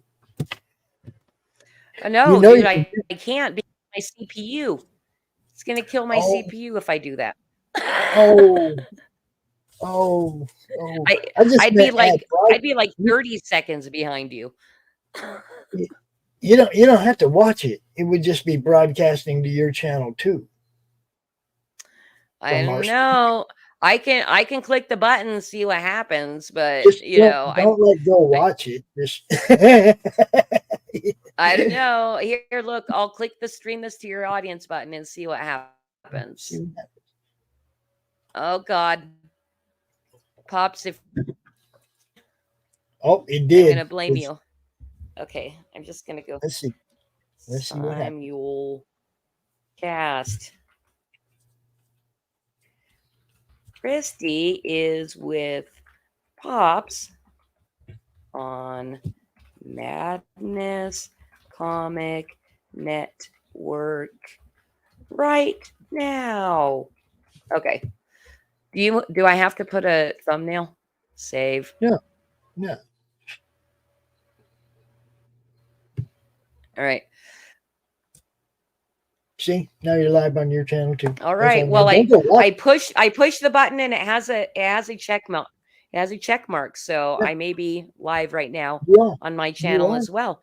Which once in a while, people will see that little red dot and come check in on me on the Flip City magazine over on YouTube. And anybody that's interested that happens to be out there and hasn't seen the show rerunning on Madness Comic Network, I go live on Thursday nights, 6 p.m. It's called Creative Chaos, and I bring on exclusively indie creators. My tagline is, I bring on only fascinating people creating fantastic things outside the mainstream, because that's a great mission. Yep. And that's what you do too, Pops. Well, I mean, for me, it was so different because COVID caught. It wasn't like something I planned on doing. It was, I mean, yeah, I had some friends that were in comics and sometimes I'd share their stuff, but it wasn't a goal to make people get seen until they took away everybody's con tables that summer. And nobody had a way to make any money. Then it became a mission. You know what I mean? Then it was like, okay, I have a reason to go out and make sure these people get seen because they ain't making no money this summer. And and that is the thing. I think it is important to have a mission, especially in today's day and age where, the mainstream is very controlled and pushing out crap all the time. And our mission, I freaking love it. I mean, basically part of it is to make America laugh again. And thank you, Lou Pons, also for going and checking out our Strange Earthlings. That's a pretty funny animation. But I love your mission. And that's something too, when I'm looking for people to collaborate with, or even just become friends with, I do a lot of research on people to see if there's somebody that I want to hop in with, to see, because I only want to be around cool people. Right. So I go and I look at their missions. It's the way I found Fund My Comic and got all like 100% behind Fund My Comic and why we fund exclusively besides our own website. But as far as crowdfunding goes, exclusively on Fund My Comic, because I can rest easy knowing that they're not going to shenanigans us, because they're all about the freedom of expression, freedom of speech. I'm all up on checking out everybody's mission. So if you don't have a mission statement out there and you're an indie, make one. Yeah. I want to pull this down for a minute. I want to scroll through this real quick, but then I want to show everybody something. Okay, so this is it. Look, these. Oh man, Boba Fett. I want that one too. Come on. It's only digital right now. Once we start building up an audience that's going to support our crowdfunders, we'll crowdfund our parodies special edition. Dude, that one looks good. I want that. Boba Fett. Oh, it's not Boba. It's the Mandalorian. Okay, same thing. I don't care. I want that. Anyway, I want to pull this down for just a second because there was something else that I got from your channel that got like 500 and something views. Short that I you put grabbed up. Something. Yeah. It was just like I said. It was the AI in the StreamYard. Pulled it up. Oh, that you grabbed from my live show? From the show that we replay, Oh. It's like, okay. Yeah. So this guy right here. Dude, this guy's awesome. This thing got 500 and something views. This one, no short. And this is funny. And if you haven't seen this, you're going to see it now. What do you think? Ready? or two to settle your nerves. Look! BuzzFeed has just published 32 photos of napping dictators that will warm your heart. Yeah. Really? Well, I didn't want to have to show you this, but you've left me with no choice. So here it is, the newest top 10 all-time fail compilation, starring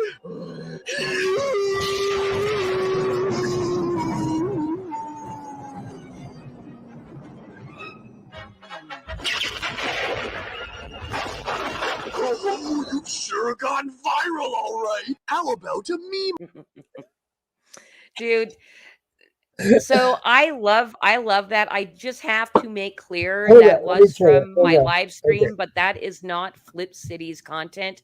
Please go check out Late Night Cartoons on YouTube. He just has a small YouTube, and he just started publishing his animations that are all kind of in that style, and they're pretty savage and hilarious. So late dude. night cartoons. You got the link? You can drop the link. I'll put it in the chat right here. Chat right here right now. I just know that it's called Late Night Cartoons. Okay. I'm not. Let me see if I I'm can telling find you, it. I'm not opening any tabs because I'm scared. Okay. Oh yeah, that's right. Okay, I'll find it. Yeah, Late Night Cartoons over on YouTube. Go give that dude a follow. He's very funny. Let's see. Lupin says FCM, I'm thinking that's Flip City Magazine, reminds me of a comic I used to buy when I lived in England called Viz. They parodied anything and everything. You know, what's funny, Lou, is I was just talking to a guy yesterday that lives in England that was telling me about Viz. And he's like, Flip City reminds me of that, but it's like 10 times better. So, and I'm not saying that. That was my new friend that I was talking to the other day. I will say it though, because it's true. Hey, look, the first one, first I saw it and I was like, oh, I bet this is going to be good. Right? You know, and then you sent it to me and I was like, oh man, that's awesome. Okay. Late Night Cartoons. Yeah. Did you find them? Yeah, it had 177 subscribers, but now it has 178. Woohoo! Go Everybody Late Night just goes- Cartoons. Everybody go sub this dude and push him up over 200 real fast. Yeah, that do was- that that was- because totally worth it. That one that it came from is probably one of his longer pieces. Watch the whole social media thing. I forget exactly what the title is, but the clip that Pops made a short out of is from that one. And it's just mind-blowing how fast and hilarious and true as far as what you do on social media, the grind you go through, and the algorithm slavery that you have to do to like build an audience, you know? And you're worthless if you don't have an audience. I know a little something about that. It's been I've been doing 5 years. You know, we didn't have a YouTube channel the whole 5 years, but we started with a Facebook group and we kind of grew, and you know how it works. You end up doing this thing. 3,600 videos on the network. Now they're not all mine. Okay, you got some stuff that's Silverline and Flip City, and some Chuck Dixon and Mike Barron. But over 2,000 of them are mine. There's a lot. Yeah. That's a grind and a half. And that's the thing too. I'd love, so I'm very Gen X in my attitude, and so is my husband Scott, of like, we don't care, whatever, but we live in an attention economy, and if you don't get a certain amount of likes or views or things like that, people just won't pay attention to you, even if you're talking to them directly, unless they're cool people who also don't care about being a slave to the algorithm. But it's kind of crazy. It's kind of crazy. Yeah. Hey, so Pops, you don't even know this, but this is officially my launch of of my thing on Fund My Comic, even though it launched a couple days ago. But we're really or 5 days ago. Wow, we're really terrible at like doing the hype and everything you're supposed to do for a campaign because we're like newer to crowdfunding. So yay, we're launching. Hey, Go whatever. support us on Fund My Comic. Now, just so you know, in the future, we do launches and countdowns. Okay, I know you do. So, you know, I mean, shit, we would have done that. We'd have launched for you, no problem. Anytime you're doing that stuff, hit me up. You're one of us. Thank you. Well, one of our favorite taglines, and we use it all the time, is "We promise to do better next time." So we promise to do better next time. Next time we launch a crowdfunder. And I just want to shout out to Comic Relief Crusader, my buddy Mike out there. He said hi. What's going on, Mike? Mike. Yeah, but that's funny because we've even had people like that don't like doing the launch parties and the countdowns, and we do them for them anyway. You know, well, that's nice. I've done countdowns for people that were in the hospital. Oh wow! What the hell, right? He can't promote it. He's laying in the hospital bed. He can't do much from there. It's like, so, you know, that's bad luck. You end up in hospital while you're running a campaign. No, I had the worst luck. I had the worst luck when I launched my campaign. The power here went out. Oh. And now, even though my people still went and did the launch party, it didn't go out to near the amount of places it would have been had I had power. You know what I mean? It's like I wasn't here to share it out everywhere. So it didn't get near the attention that it needed to get on day one. And I was like, man, couldn't have had worse luck than that. Right. Know? Hey, Pops, I'm thinking, and I don't know if you can tell on this side. Oh, yeah, because it has a little linky thing. They're viewing on my channel. It's working, Pops. The simulcast is working. Oh, well, I was going to say, too, about launch parties and everything. I really, really do want to do one of those because I attended my first launch party. I got invited by some new friends over at Broken Compass Entertainment to do their launch party. And it was kind of fun. I was like, hey, this is pretty cool. Like, especially because it's all about you. And, you know, you might stream for like, sorry, 3 or 4 hours. Take over, Pops. I gotta get a drink. Okay, so for our launch parties, usually we'll go out like maybe a half hour to an hour before the launch, so that everybody involved can share it out to all their socials, tell their people to share it out even more, because you tell 2 people, I tell 2 people, they tell 2 people, they tell 2. You know what I mean? It's like you set yourself up. You give yourself that opening 30, 45 minutes to just share the stream out everywhere before you launch. Then you launch live when you got a big old freaking audience on all these different channels watching. Yeah. You know? And then you hang out and watch the numbers pop for as long as you feel like watching the numbers pop. You know, I mean, there's no time limit or anything. You just hang out for as long as you want to hang out. Yep. You know, it's a party, right? Yeah, exactly. Well, and that's the other bonus is you get a drink, right? Because it's a party.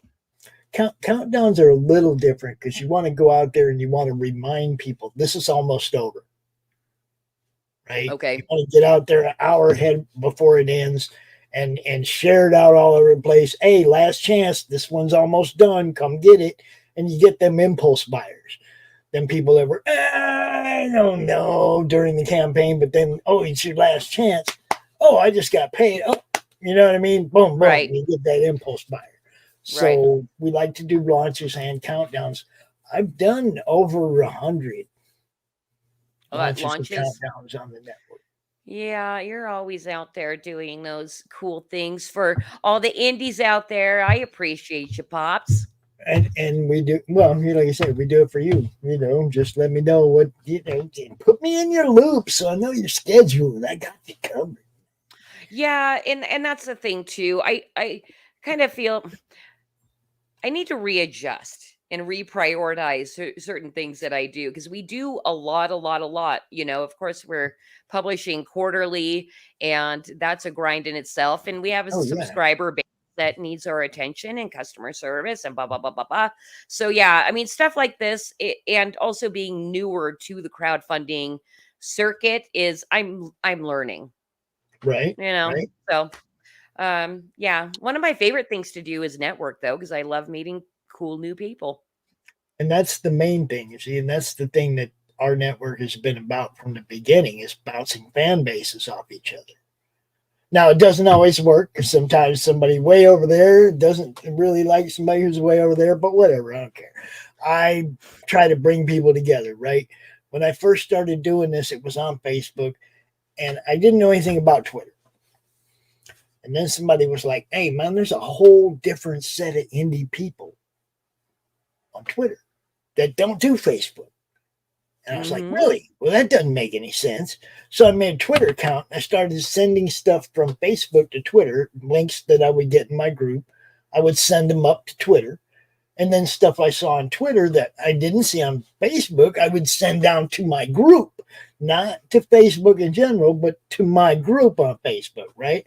And I started trying to bridge that gap.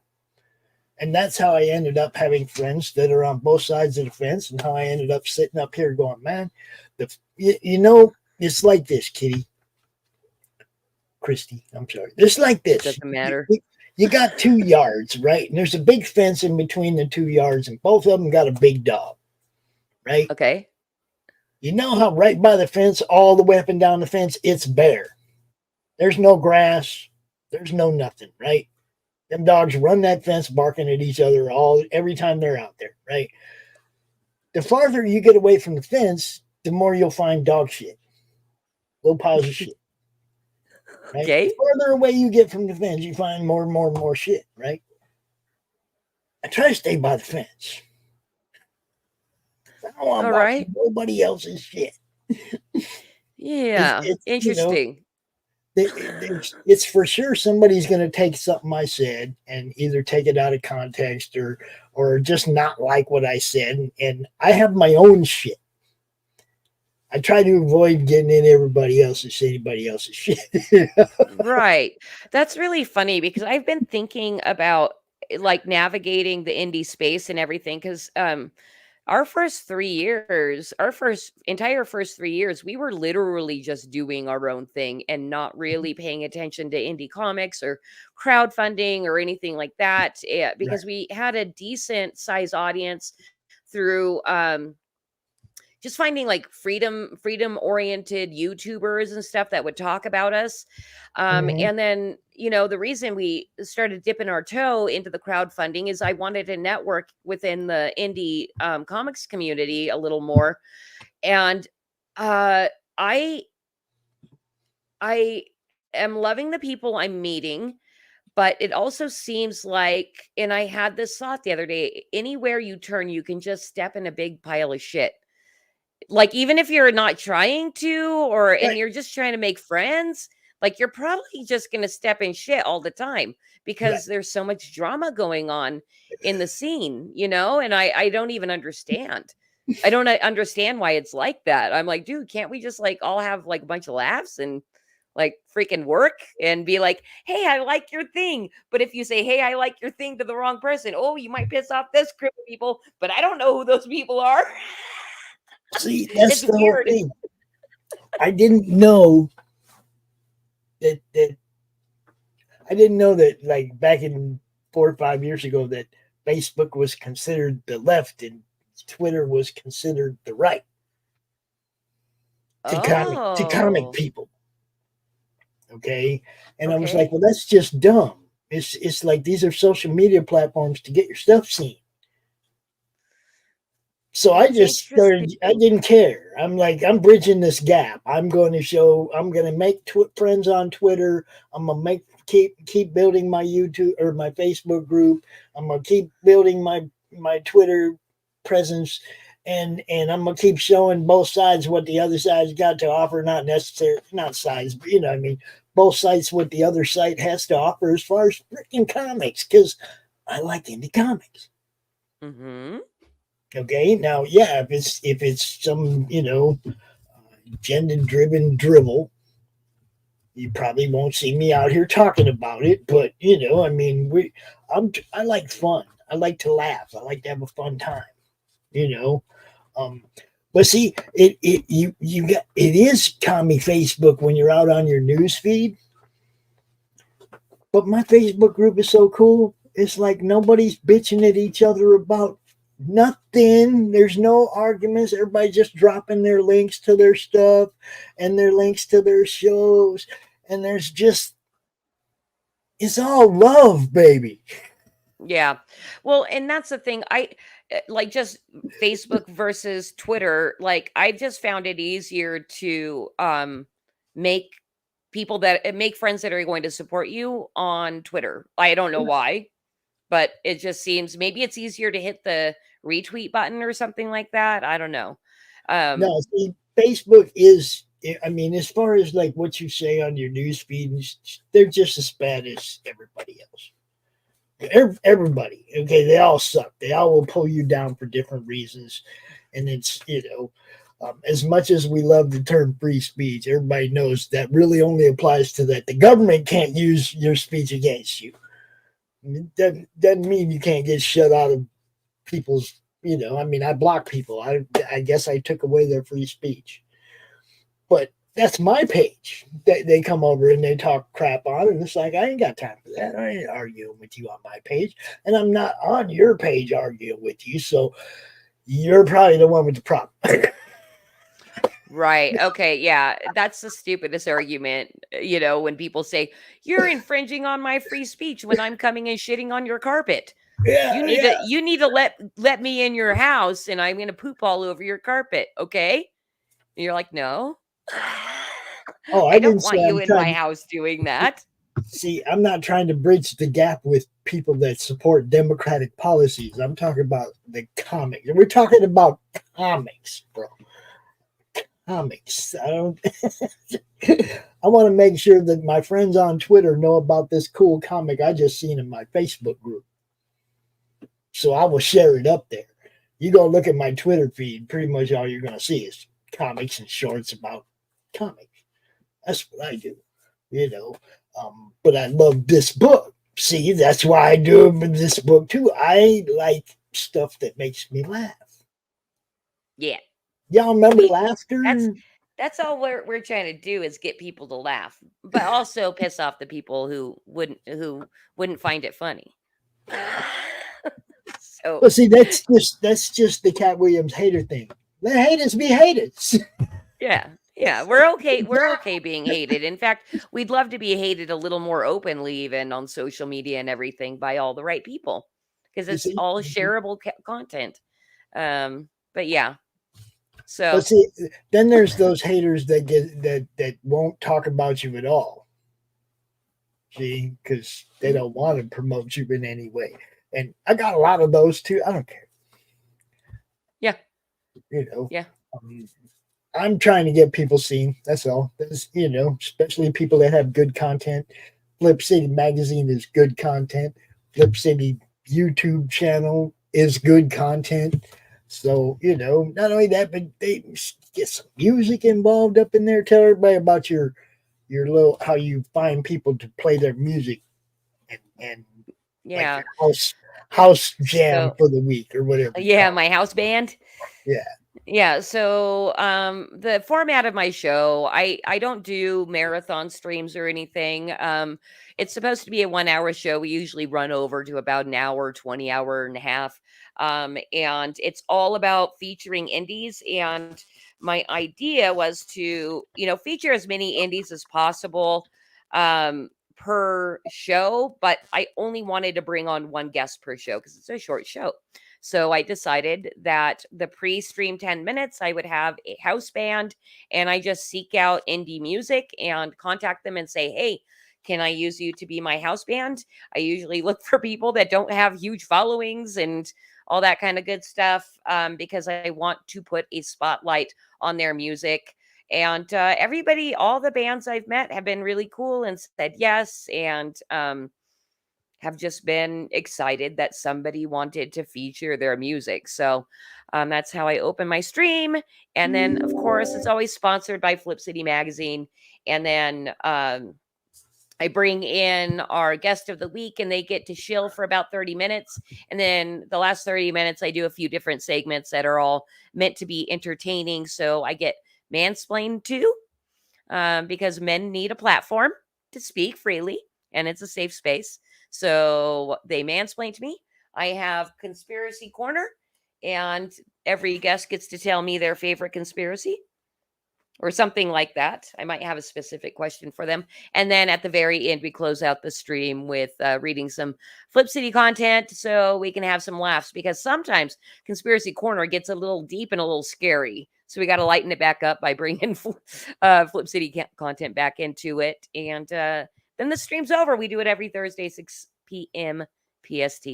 And yeah, I think it's a fun little show. See, my guests say they have fun. You know, I had a blast. Yeah. Cool. Should I play this trailer or should I play the one that I always play? This one's got to be different. Okay, right? so this is a new trailer, and it's so basically anti-fascist is encouraging all her anti-fascist friends to stop burning themselves and start burning Flip City Magazine. Yeah, let's watch it. It's silly.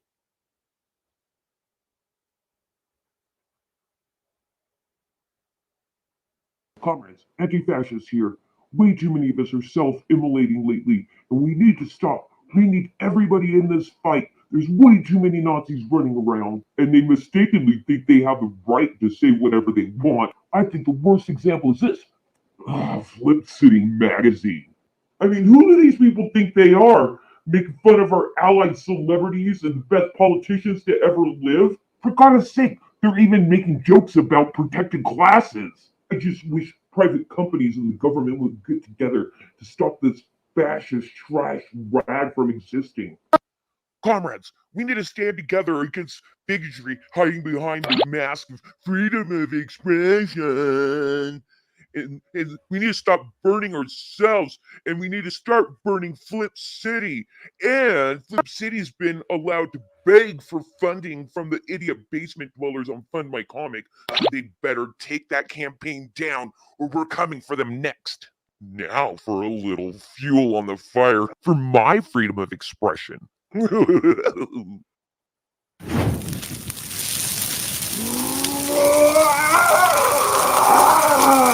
this Flip City and through this Fun My Comic.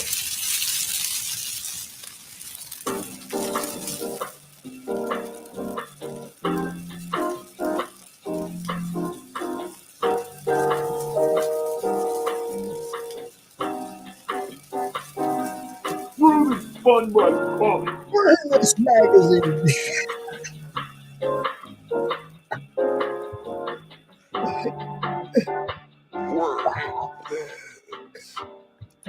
Yeah, so that was anti-fascist, and yeah, she doesn't like Fund My Comic or Flip City so much, and you know, she's a peach. Yeah. She's a peach. We didn't have to do anything for our trailer. Nice. Yeah, our lead parody in this. Yes, House of the Elon, and that's a pretty funny one. That's a pretty funny one. Oh man, you guys are killing me. You're killing me. Yep. There's Plastic Man sending all the MS-13 back to Mexico, where they belong. Actually, they don't belong anywhere. But definitely not in the United States of America. Too funny. And this is going to be our centerfold our centerfold pull-out poster. It's a motivational poster. That's a quote from The Bear. Right. I looked at the crossword in this last one. That was pretty good. Yes. What's if you want to funnier play than that, this? you can. That is Mike Barron quote, but this is basically our testimonials video. Oh, All right. Yeah. Actually, what I'm going to do is I'm going to get that later and add it to the studio. Okay. That way I can got something to switch up back and forth between, because I play your ad on every show. Thank you. you. Yeah, if I got something different, that's cool. Yeah, the testimonials could work pretty good. If you like this, there's something wrong with you, people. No, if you don't like it, there's something wrong with you. I think if you like it, there's something wrong with you too. I'm just saying. Well, okay, yeah, that works as well. Yeah, so that's just us teasing people at the end if that choose not to back it. There's something wrong with them. But it's just teasing everybody. It's okay. It's digital form right now, but No. This one.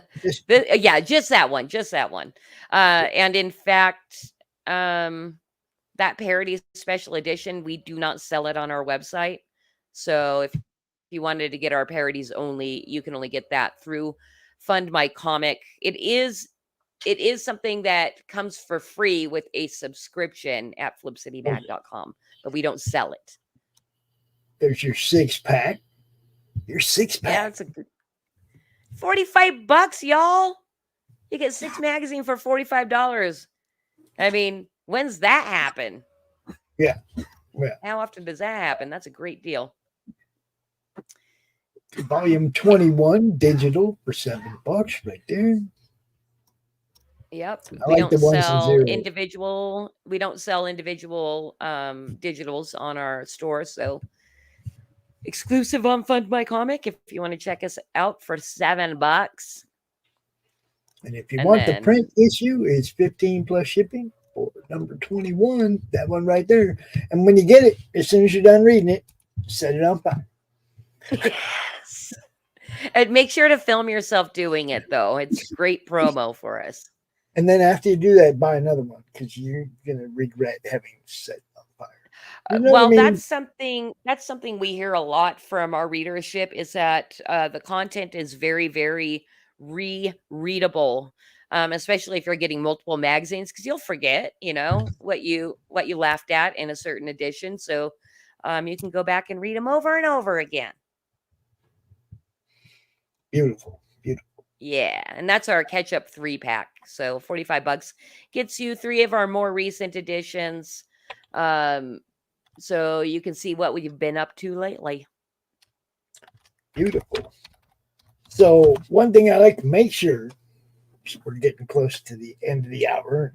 It's almost time for a countdown for somebody. We're going to take off here in a minute. We're going to do the countdown, take off. Yeah. I never like to leave somebody thinking there was something they wanted to talk about and they didn't get a chance to talk about.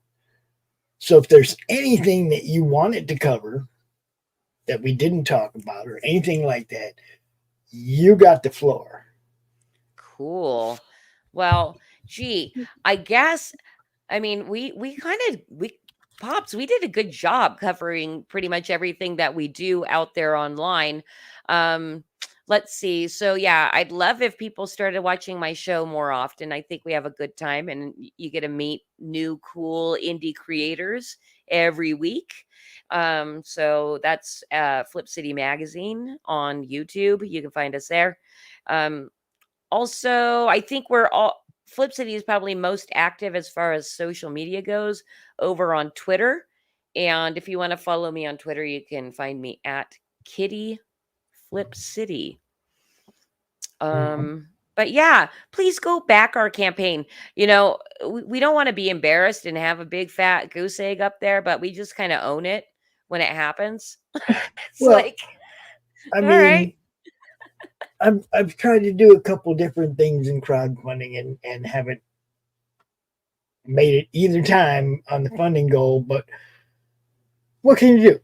You learn from it. You keep pushing forward. So, hey, you guys already, like you said, you have a following. People come to your website, they buy stuff. You're not You know, if people don't jump on the Fund My Comic, it's not because the quality of your magazine or because or anything like that. It's just they don't know yet. They will. Right. And that is the thing too. I'll be pounding on doors over the next few weeks, getting on podcasts. So you may see me around on other people's podcasts. Um, and we are going to do on my show in a couple of weeks. We're going to do a straight FAFO stream, which is basically we're bringing on a bunch of people that have already been on my show from around the indie scene to come and read Flip City comics for about an hour and a half. So that's a way to get introduced to Flip City for free. And we're doing that on June 16th. And there may be some names there that you recognize because of all my clout. No, I'm sorry. That's June 13th. What I'd say, follow at Kitty Flip City on Twitter, because you'll always know what's going on, because she's the one pushing everything out. She's a totally different person, not me. Totally different. Okay. Let's see. What else did I have for you? I thought I had something. Yeah. I think it's pretty cool that people checked in over on my channel on YouTube. Well, that's the whole thing. You know, when they're sending out the notifications for you, then you know they're making money off your channel and they want people watching. Oh, I've made like 7 cents on Rumble. I checked my earnings the other day. I was like, I made money on Rumble, like 7 cents, yo. Killing it, huh? Killing it. I'm not going to spend that all in one place. I have over 1,000 videos on Rumble. I was doing them side by side with what I was putting on YouTube for the longest time, and I was getting no traction. And so I quit putting stuff up over there, and then everybody started going over there. I'm like, okay. Yeah. You know, it's so weird, actually. Like Rumble, I don't even understand how they do their viewer numbers, because you go in their dashboard and you have like raw views and then some other name views, and one's higher than the other. I don't understand how that works. Yeah, maybe. I got 4 people watching on YouTube on my channel, Pops. That's cool. There you go. See, got 4 people over there. We got some people on the Madness Network, people on Critical Blast Twitter, and on the Madness Twitter. Some people. I even got somebody watching on my Twitch channel. That's ridiculous. All right. That's somebody that's on my list, by the way, that I need to contact, because I've been very interested in Critical Blast and what they're doing over there. And, oh yeah. I need to meet him. RJ is RJ. He is definitely we endorse and recommend Critical Blast Logistics as well. So, you know, I've been sitting in this chair for 2 hours still, and I got to go do that nature thing real quick. So I have this like 3-minute trailer that I'm gonna play, and when I come back, we're gonna start the launch part or the kick countdown for Spectrus and Sabanian. And let me get that link real quick and put it in the chat. That'll give you guys a chance to go look at it and stuff. But the trailer I'm going to play is from a comic book by Chris Willett called Satellite Girl. Satellite Girl is really, really cool. It's like one of those immortal heroes, right? That goes through sidekicks because they die and they grow old, get too old to do the job, and they're all called the Satellite Girl. And he's on Satellite Girl number 19 right now. But it's book number 1. But hold up, no, it's book number 1. Okay. Or book number 2. They're going backwards and going through the story of each Satellite Girl backwards in regression as far as the books go, right? So this book will be like Satellite Girl 19, the next one will be Satellite Girl 18, the next one will be Satellite Girl 17. You see what I'm saying? So yeah. Cool concept, but it's a long trailer. I'm gonna play that. I'm gonna go to the bathroom. I'll be right back with Mr. Kurt Zauer. Christy, always great talking to you, sweetheart. Love you. Love you. Bye. Check this out, everybody.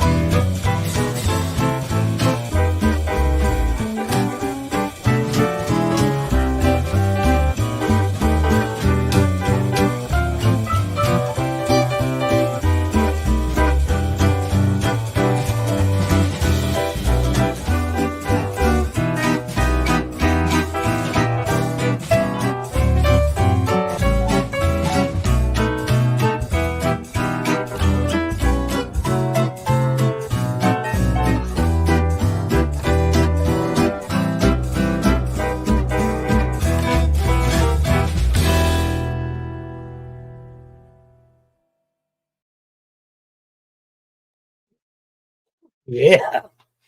Look what I got right here. Is that beautiful? This is number 1 of the book, the series, which we're about to talk about book number 5. Book number 5. What's up, Kurt? All right. I'm doing all right. How about you? It's all action, brother. You know that. Yeah, I hear you. What a week this past week has been. It's been kind of nuts, to be honest.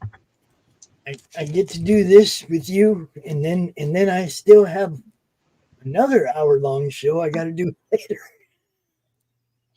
You got one? Oh wow, you got quite a schedule running here. I don't usually do a 3-hour Monday Madness, but we do what we do, right? I mean, I thought your campaign was ending right now, and that we were going to come out an hour earlier than we did. You know what I mean? So I was like, okay, well, I'll just find somebody to take the 6 o'clock hour, and we'll just extend the show an hour. We can do that. I'm the boss. See? Oh, okay. Well, yeah, no, we got 58 more minutes left. Is that all right? Does that work? No, that's what I mean. I planned it out. I went out into our network and I said, hey, does anybody want to come out for 6 o'clock and hang out for an hour? And Christy jumped up on that and come and hung out with us for an hour.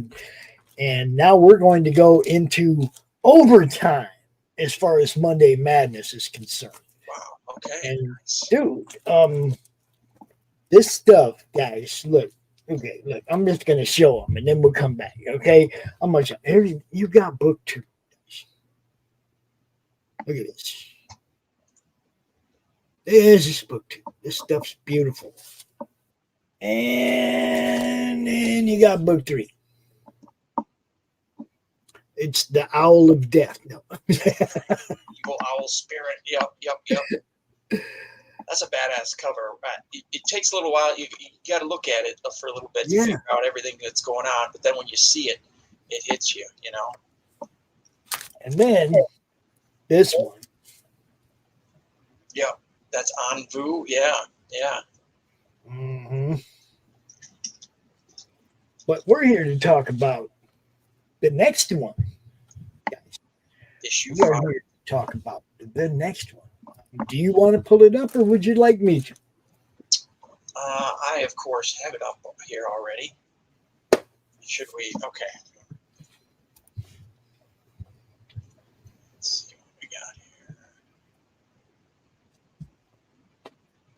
here. Ooh, let's do it this way.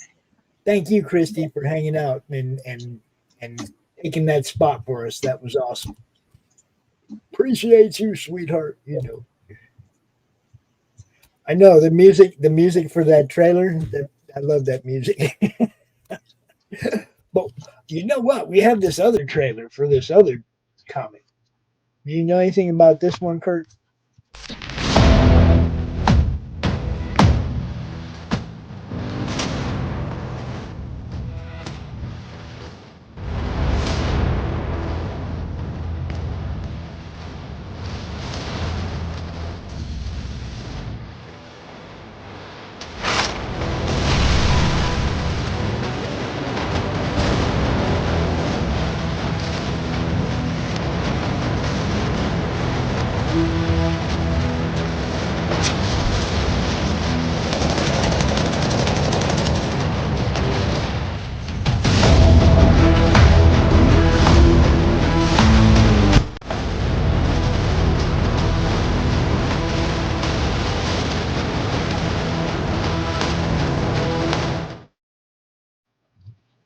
Nice.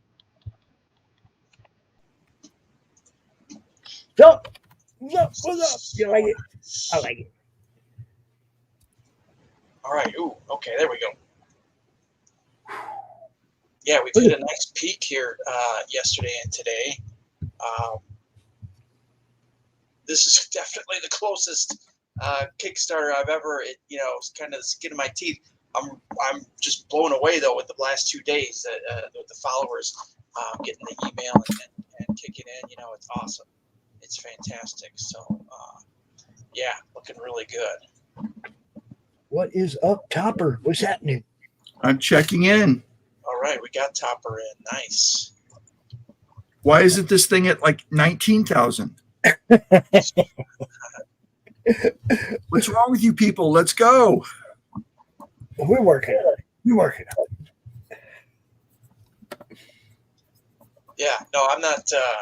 This is quite a leap in the last day. This is. I'm thrilled, to be honest. But yeah, a little bit more is always. It's always helpful. Need that cushion, people. You guys know about the cushion. Got to have that cushion. Right, and we blasted through a stretch goal at 7,500, so everybody's going to get a mini print of the Art Voyager cover. And this one, right? Oh, no, not that one. This one. I meant to put that. And if we hit 8K, which is a ways off, but still a possibility, we're going to do something I haven't thought about yet. Probably a sticker, probably a badass sticker. But there will definitely be an 8K stretch goal if we get there. We're about. Oh, we just picked one up while we were watching. Look at that. Wow. Wow, we're about 250 away, so it is possible. It was at 169.79 on my screen, so you just picked one up. Yep. Thank you. Thank you for watching. Thank you for backing all that stuff. Because definitely, yeah. 110%. Wow, pretty amazing. So tell everybody what Topper has to do with all this.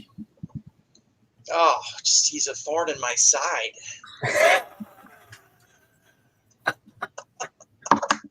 It's so true. What does he have to do with it? Oh, God, he just messes it up left and right. All I do is nag. Where's the script? Where's the script? Topper is one of the hungriest artists I have encountered. Wow, it hasn't been a short time for me in comics now. I've been in comics.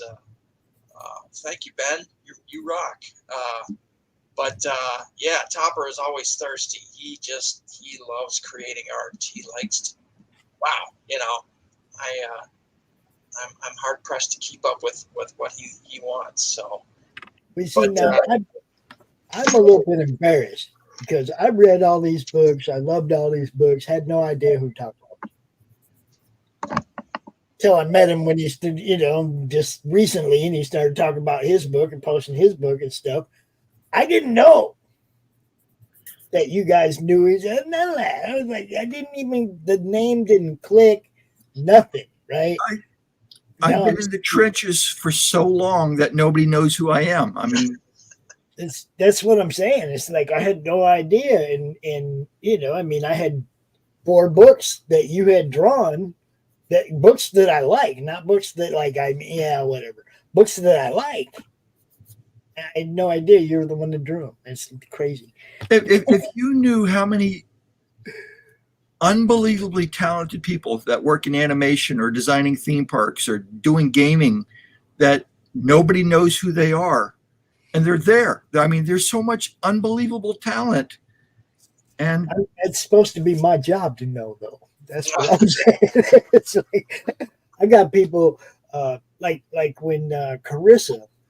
I met Carissa with 2 days. She had 2 days left on her first campaign, right? About 19 months ago, maybe something like that. She had 2 days left on her campaign. Somebody was like, dude, you need to help. You need to give this one a push. Help this one. I'm like, what am I supposed to do with 2 days? Give me 2 days? You know what? That girl just launched her 11th in the series. I've known her for 19 months, guys. 11. She just launched the 11th book in her series. She's fulfilled 10. That's impressive. Yeah, she's kicking ass. I love it. That's how I love indie comics, man. You guys, it's all about how you set yourselves up to roll. Some people got it figured out. Some people take a chance, but you got to get out there and get seen. That's really like the most important part of it. If nobody knows who you are. So many talented people that nobody knows, like Topper said.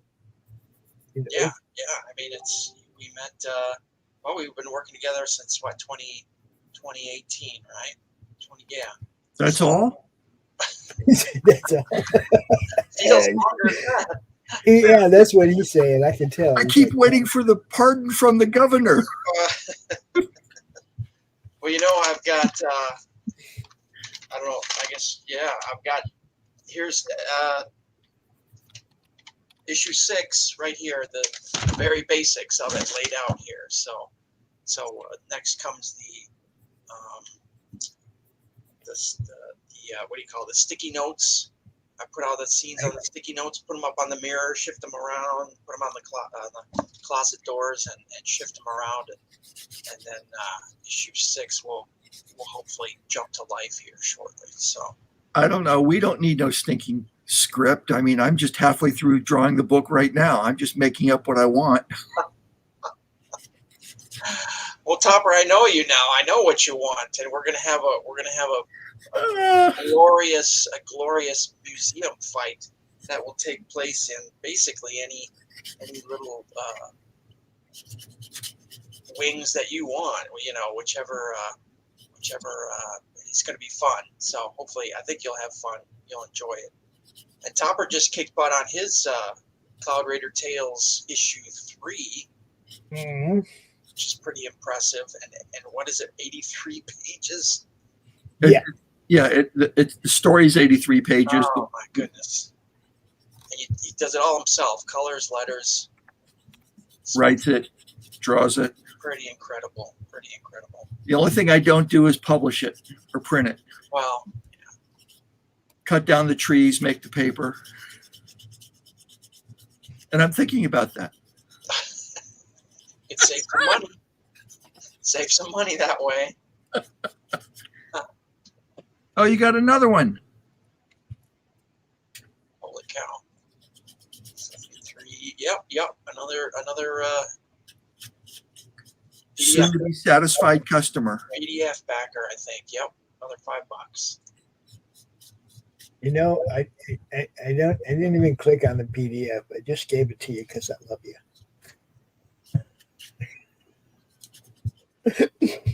Wait, what?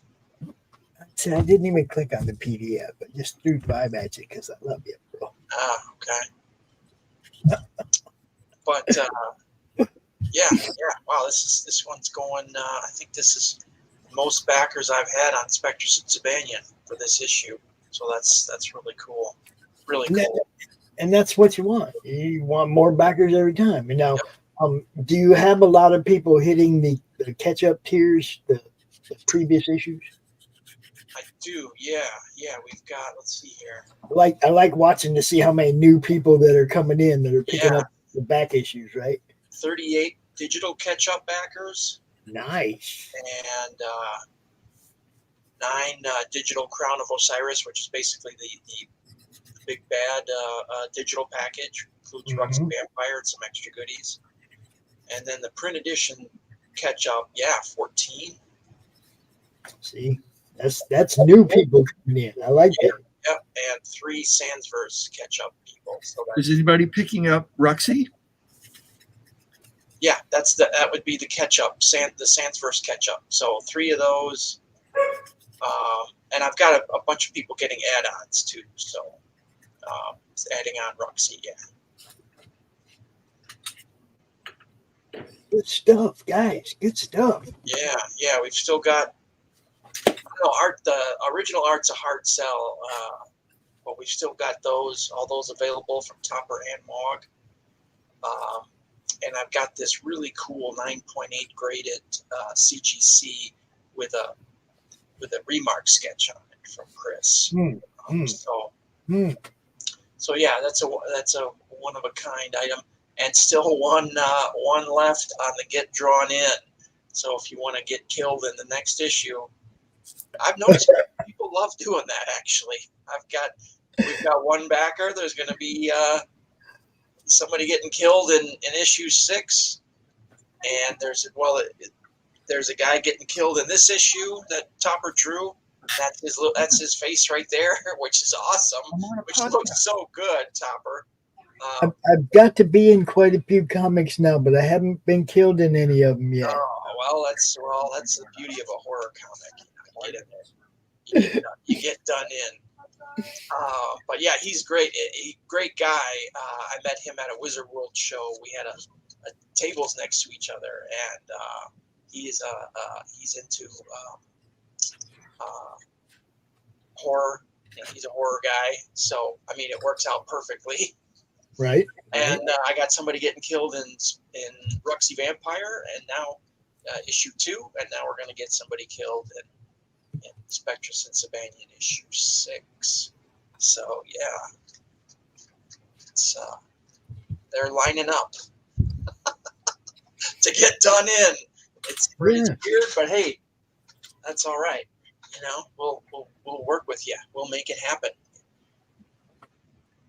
So what was the significance of 105 backers? Your milestone bonuses.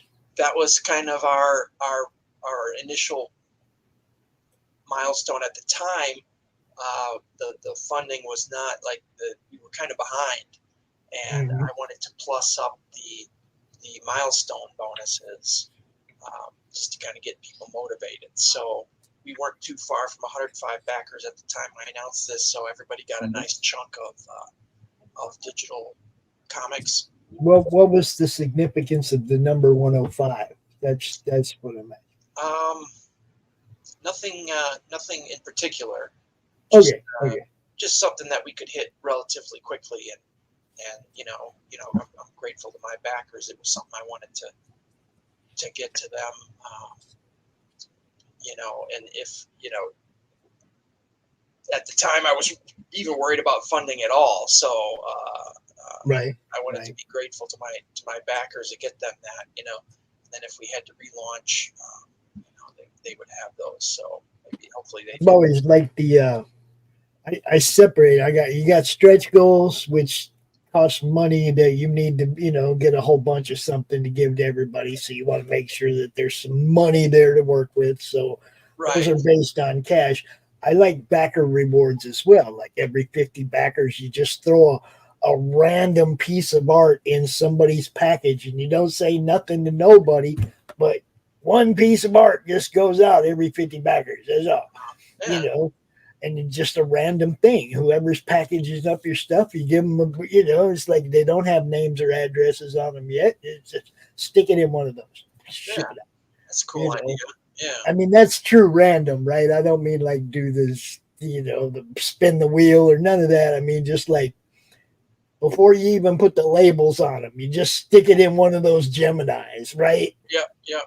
That's random.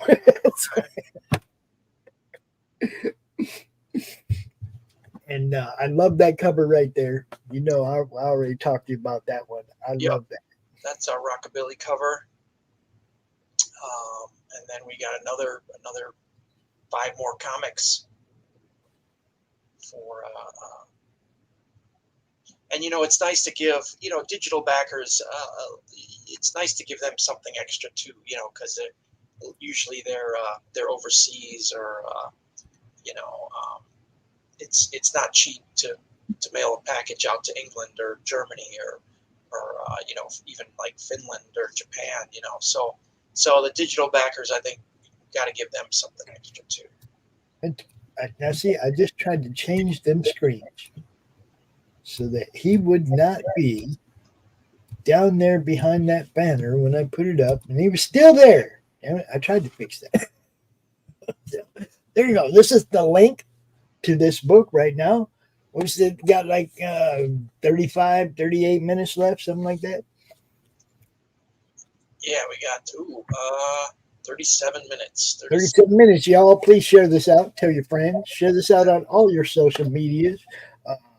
You tell 2 friends, they tell 2 friends. You know how this works. Get it out there, get it seen. There's 37 minutes left, and one of your friends just might want this. Just might. What's up, Shifty? Shifty Eyes Shady. Shifty Eyes Shady. I don't know about that guy. Yeah, I don't judge. Oh, okay, cool.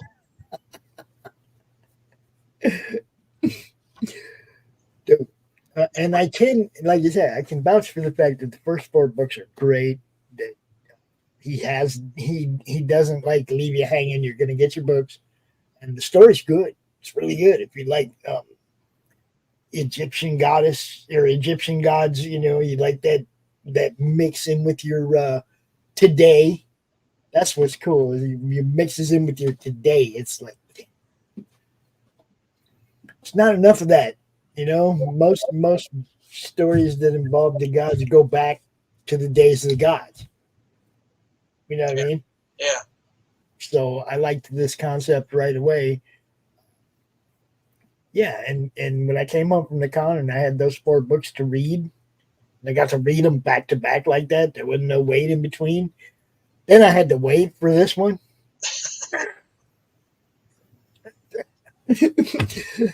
The problem is that sometimes I'll find out about something and it's already 4, 5, 6 issues in. Yeah, man, I can't buy 5, 6, 7 books at a time. I can't, you know what I mean? And, so it's like, do I just try to get book 1 and find out if it's something that I'm gonna like? You know what I mean? You've all heard me go after somebody. You got any of the first print issue number 1 hanging around? Because if I like it, then I'll probably go get book 2, book 3. You see what I'm saying? But it's hard to invest in 4, 5, 6 books, not knowing if you're going to like it, to get caught up to where they're at the present. Right. Yeah. No, it's a lot of time. Yeah. A lot of times, sometimes that trade is a good way to get in if you can find it cheap somewhere, but that won't be coming up until probably next year for the first, we'll release issues 1 through 6 in the trade. So looking forward to that. But I'm a floppy guy, so for me, I don't have a choice. Yeah, same. Your floppies are fun. Floppies are. I don't got no choice. But you know, everybody that watches this heard me ask somebody that's into their series. You got any of those issue 1s laying around? Because I got to find out. I got to start at the beginning. I love comic books. What can I tell you? I'll tell you what. Can't afford them. I love them, but I can't. I'll get you the legacy issue. I don't think I gave you a copy of the legacy issue, so that was the one. Man, I love the number 1 because the number 1 tells everybody what's happening here. Look, let me blow this one up. This cover kind of gives you a story. This one tells a story. You got your Egyptian, you got your today. It's all right there. You know what's going on here. Some ancient shit just dropped in today's world, and it's about to get ugly. I want to say I'm really sorry. I should have that signature should have been half the book. Come on, it's beautiful. It's beautiful right there. And again, I didn't even realize that I just thought Kurt signed it. I didn't pay no attention. I didn't realize your signature was on there. See? You see what I'm saying? I had no idea. I'm going to give you definitely.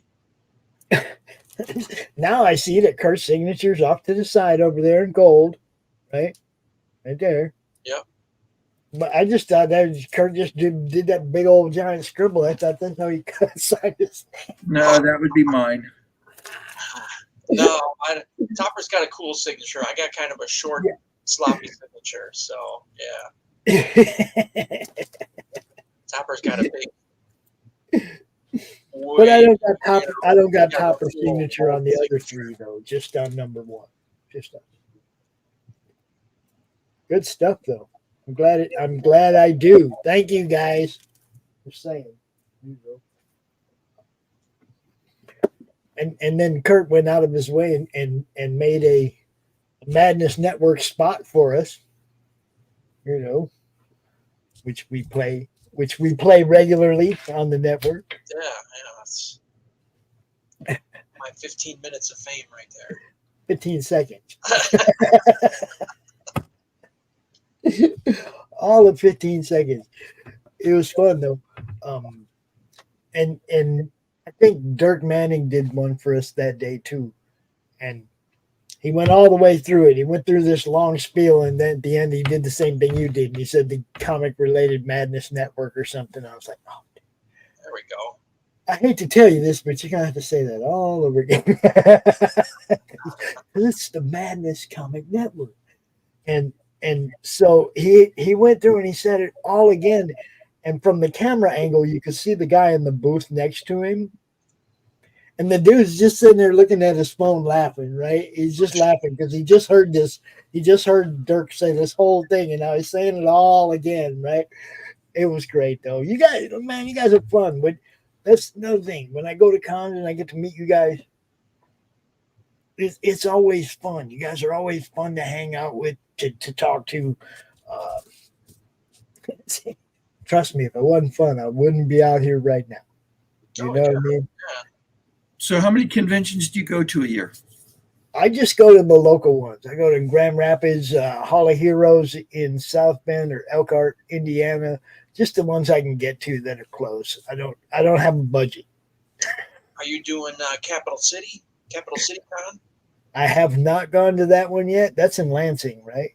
I think so, yeah. I got into that one this year for the first time, so I'm just wondering. See, I sent them a message asking about press passes, but I never got a response. So, I mean, I'm I'm gonna go there and cover your con. You know, I'm gonna talk about it. We're gonna put stuff on the air about it. We're gonna but I'm not gonna pay to go do that. Well, yeah, no, I don't blame you for that. Yeah, I have no idea. It's my first time at that show, so yeah, we'll see how it goes. Hope it's a good one. Anybody that knows me or has seen me work, they know I work. I walk around in the morning. I talk to everybody. I make sure it's cool. I come around again later with the camera when they're not busy, when they don't have people in front of their table, and we do a little spot with them. Talk about tell everybody come down to the con, stuff like that. Right? Just shorts, and that takes up my whole day because I spend the morning lining up these short interviews, and then I spend the afternoon doing them. And if I have a chance to enjoy any of the cons, like the last 20 minutes before I gotta go, I've been here all day. I gotta go. Yeah. So for me, it's work. I go there and I work.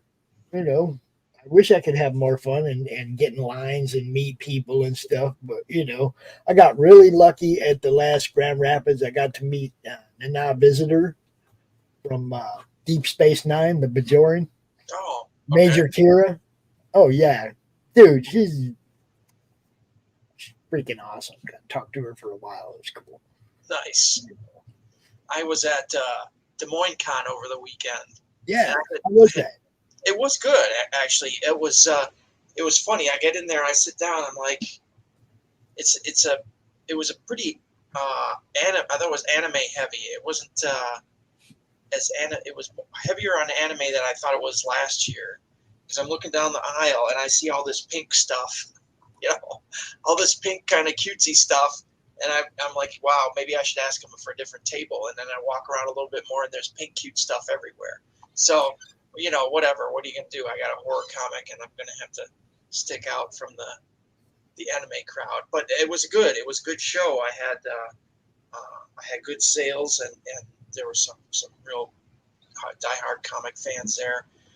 And it was funny. Yesterday, I was sitting at the table, and Casper Van Dien from Starship Troopers. Mm-hmm. If you remember him, I'm sitting there.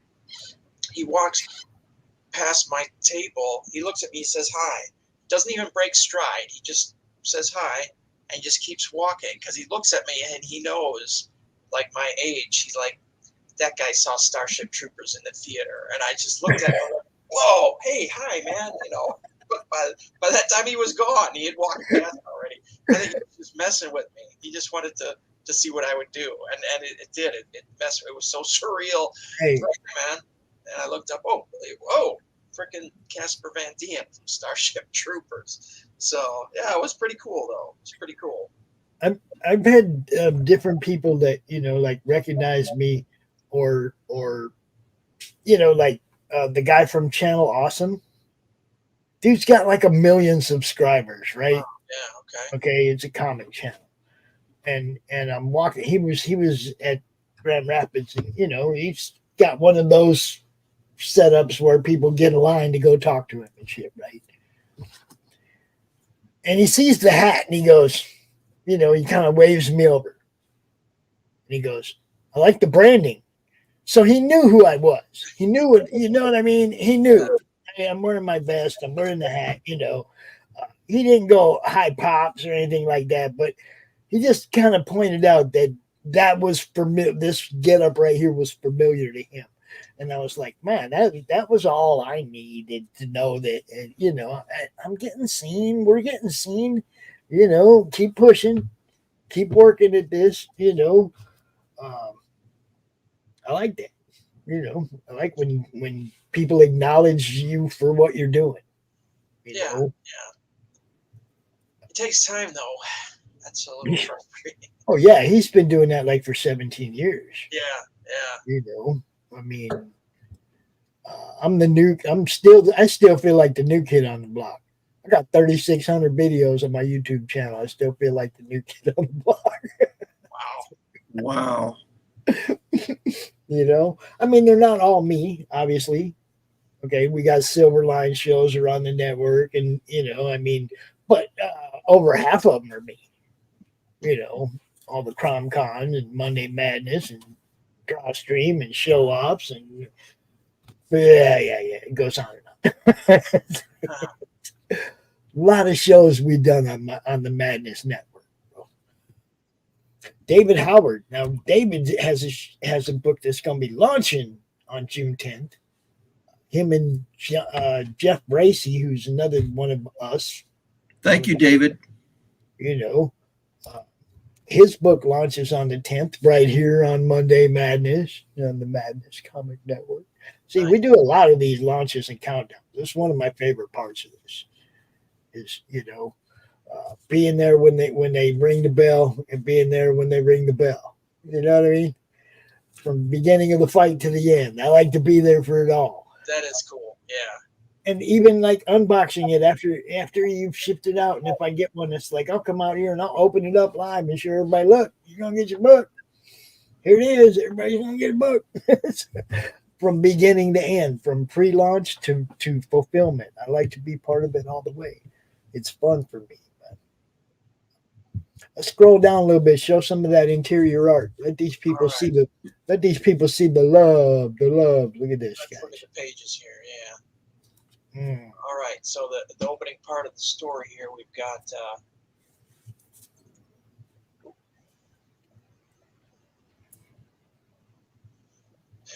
the villain, the Bloodshade, kind of going over his plans with his agent, who's a North Korean colonel here in the United States, and they're planning this heist at a museum where there's an artifact of power that nobody really knows about. So it's also the museum that a disguised Sabanian, who's a wrath demon, is currently working as a third shift night watchman. So that's where the supernatural powers collide. So yeah, it's pretty cool. And yeah, I think Topper really, especially I love Topper's kind of noir look here with Colonel Kwan. He's got this hat and the jacket with the lapels up, and he just kind of looks like this jaded, crunchy old agent that's been around for too long. So yeah, it definitely it reminded me of Doc's noir character. You know, right? At first look, it was like, oh, it looks like an old secret agent from the 40s. Yeah. No, it's cool. And there's something going on in the closet here in this door behind them while they're laying their plans. But you gotta buy the book to see what happens. Yeah, gotta buy the book, yo. And then later here, we start getting into some of the action here. The Black Coats make their way to that museum, and there's a Sabanian in disguise there, and he's working with Jerry here, getting up to speed on how to be a night watchman. And then of course they get ambushed and they take Jerry out pretty easy, but yeah, Sabanian doesn't go down that easy. So, and then we get some of the slaughter here, some of the supernatural mayhem as things go wrong. There's a fun Easter egg that I included. Oh, okay. That we talked about. Not on this page, in the Egyptian sequence. Oh yeah. I still haven't had time to look at that yet. To look at the hieroglyphs and translate that. But maybe this weekend when I catch up on my sleep, we'll see.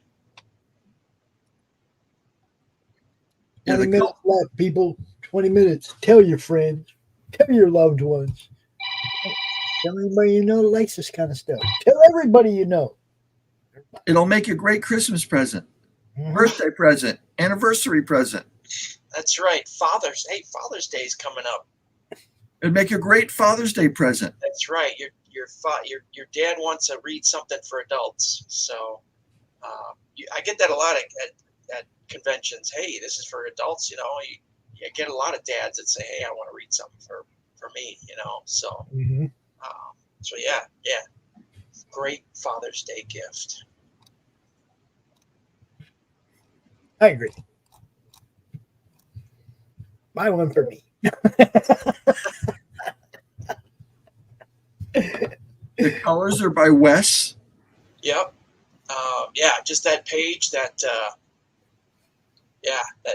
Wes's fire is literally fire. It's awesome. Looks like the page is on fire itself, but yeah. I invited Wes. Maybe he'll be able to make it still. We'll see. And then there's those other covers. Yeah, we've got. All right, let's go. I mean, there's a bunch of stuff. Look at all the stuff, man. The tarot card covers. Oh, look at that. Yeah, so we've got Topper's cover. of the Bloodshade, Spectrus's Nemesis. Yeah, just skip over that one. That's the most boring cover of the four. Are you kidding me? Come on, that's scary. That's drawn and colored by Topper. This one is Art Voyager. He's kind of new. I found him on Facebook. He drew this. Wes colored it. I think it's pretty cool. Kind of an action scene there in the museum. And Mog's next tarot card cover, the Devil. I told her that I wanted the Bloodshade is basically based on the Red Death from the Edgar Allan Poe story. So she ran with that and came up with this. Again, she's got that awesome detail in the frame and just gorgeous. And then we got Chris Enott's Rockabilly cover. Christy's been doing covers for me since issue 1. Now I like the Rockabilly cover a lot. Uh-oh. You okay? Yeah, I'm just fine. Take 5 if you gotta. It's got that stray cat strut thing going on. There we go. Yeah, Rockabilly. I really got into it years ago, and the Reverend Horton Heat and the Necromantics, and there's a lot of fun Rockabilly out there. I love it. And then Mog's doing. Mog actually wasn't on board with issue 1.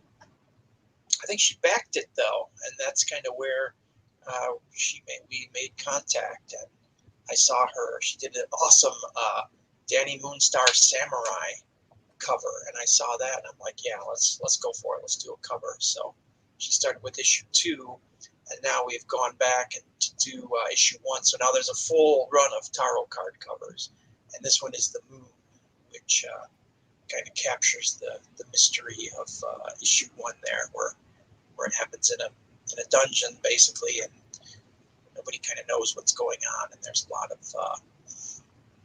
uncertainty and anxiety. So it's pretty cool. It's gorgeous.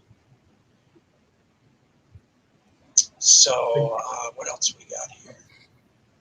We've got art. We've got great art. Topper's original Dead Sexy. Topper had some fun with this one. He gave her a little Eye of Horus tramp stamp. Which is awesome. It works really well in this. A little bit of there. It's good times. And we've got ritual drawing, which is awesome. Which kind of talks about, or she illustrates the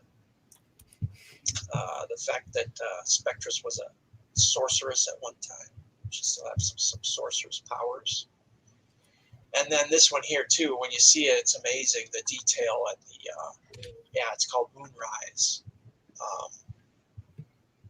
Just amazing, just gorgeous.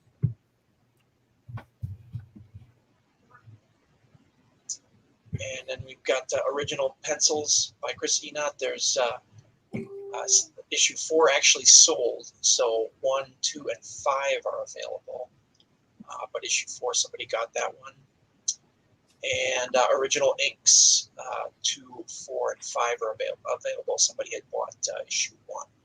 So, All right, I want to draw everybody's attention to these numbers over here on the right side of your screen, right under the name Kurt Zauer. You've had 6 campaigns he's fulfilled, 5, right? This is your 6th. Yep. Right? But look at the number next to that, guys. Yeah. Kurtis back to 309 campaigns. Dude deserves a little love, man. He's throwing his own money behind a whole bunch of other people. Give him some love, guys. Yeah, there's so much good stuff out there. I mean, I do a lot of cross promotion to help fund the Kickstarters, but also, wow, there's just great stuff. I love. Oh, you got another one? 182. 180. Come on. Wow. Come on. We got 15 minutes left, man. Let me get a few more here. 185. What was your previous tie on the campaign? Let's see. Let's do Spectre number 4. We hit 169 backers. Cool. And $7,076. So we are well beyond that. Cool. Yeah. I like that. See, a lot of people are experiencing that loss of backers, and it's not because their product isn't good or whatever. You know, I mean, the economy ain't the best right now. We all know that. There ain't as much disposable money to play with this year as there was a couple of years ago, right? We all know that. So when I see somebody that's gaining backers, I like to see that because that's growth, and we all need growth, and you need to sing about it, baby. Yeah. No, this is fantastic. This is let's get a few more up in here, people. Share it out, please. Share out the link, share out the stream, whatever. You know, we can do a cool sticker at 8K. Almost there. Well, $200. Maybe we'll hit it. Maybe not. We'll see. $216. That's doable. That's one piece of art. That's one piece of art, man. Yeah. There's some great stuff out there. And we didn't talk about Mog stuff too. There's Mog art too. Come on, guys. Somebody put this thing up. Put this thing over 8,000. Yeah. There it is. There you go. Spiritual Shaman right there by Mog. Come on. Tell your friends. Tell your art buying people. Get up in here. Last chance type stuff. 13 minutes left. 13 minutes. All right, let's get a better. We can do it. Let's go. Let's get a better picture here.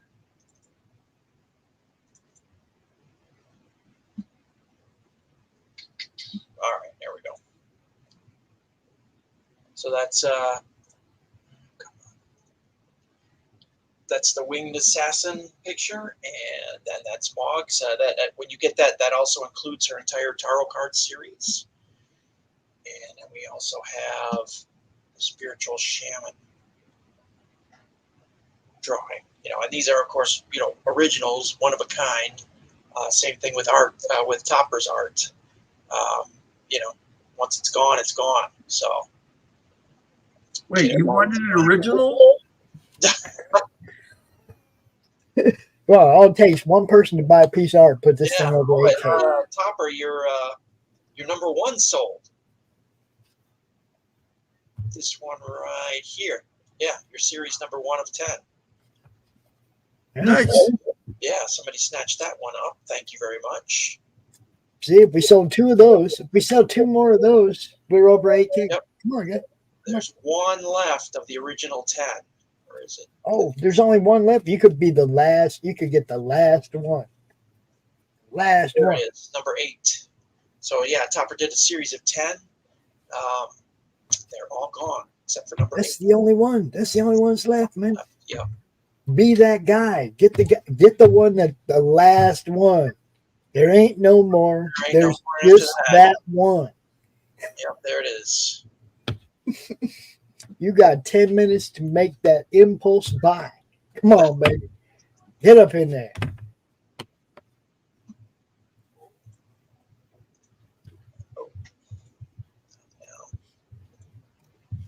Thank you, everybody, for watching. All you new backers stuff. People, I mean, the new backers, not just the ones that jumped on during this show, but anybody who jumped on the series that came out of nowhere, never seen it before, got on, decided they liked it, backed it. Thank you guys for getting on board, and especially thank all you return backers. You know, the story is just getting better and better and better. Yeah, it's getting to be more and more fun, honestly. I mean, things are exploding every issue. I like a lot of action. I don't have I don't have two people standing around talking, more than right. Unless it moves the story forward, maybe a page or two at the most. And necessary framing of the next action scene. Basically, you gotta have some framing. Oh yeah. You gotta have some discussion, some exposition, that kind of thing. But after that, boom. You said what to my mom? But after that, boom. Yeah, we're moving forward. We're blowing stuff up. We're casting spells, firing, blasting guns, or chopping off heads, or chopping off limbs. Yeah. See, I mean, you had me with blue fire. No, the funniest part of it is, look, I met you at the con. You look like you were having a good time. Oh yeah. Okay, there are a lot of people at Comic Cons on the other side of the table that don't make eye contact with you. They're not standing up. Their faces in their phone. They don't look like they're having fun. I'm saying, I mean, everybody that you see doing a video with us after a con, those are the people that were having fun. There's a lot of other people there that don't even look at you when you're walking by checking out their stuff. And it's like, if you don't look at me and see the press pass and see the big guy next to me carrying the camera. Yeah. You missed that opportunity, man. You got to be, your head has to be in the aisle, even if your body isn't. Right. Your head has to be in the aisle, looking at the people and interacting with the people with the money that walked in the doors to spend it. You gotta get, be that guy. Kurt got my attention. He looked like he was having a good time. And I didn't know who Kurt really was then. I think we'd seen each other online a little bit, but it's like I didn't know you very well. I think we had promoted I think it was book 2 or book 3. Yeah. That was book 2. Yeah. But then when I met you, I was like, this dude's having a blast. I like this guy. And see, I mean, it makes a huge difference to the people in the aisle spending money. That's me. I'm saying. It's good to get out from the house, get away from the house, get away from the desk for a while.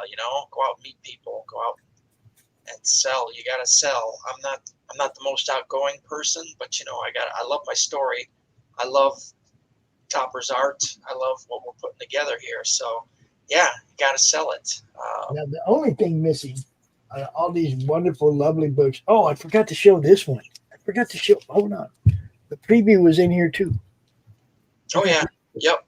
That's I started small. You mentioned Dirk Manning before, and I bought his book, read his stuff. He said, start small.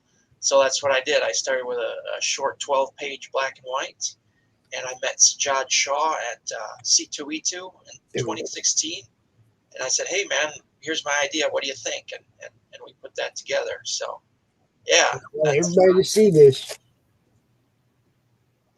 Oh, yeah. It's my old business card in with his book. So you can tell your friends where they can find this when your friends go, oh, that looks awesome, dude. Where'd you get that? You'd be like, I don't know, dude's name was you see what I'm saying? Like I do. Oh, yeah. I'd be like trying to find my glasses. I don't know what the dude's name was.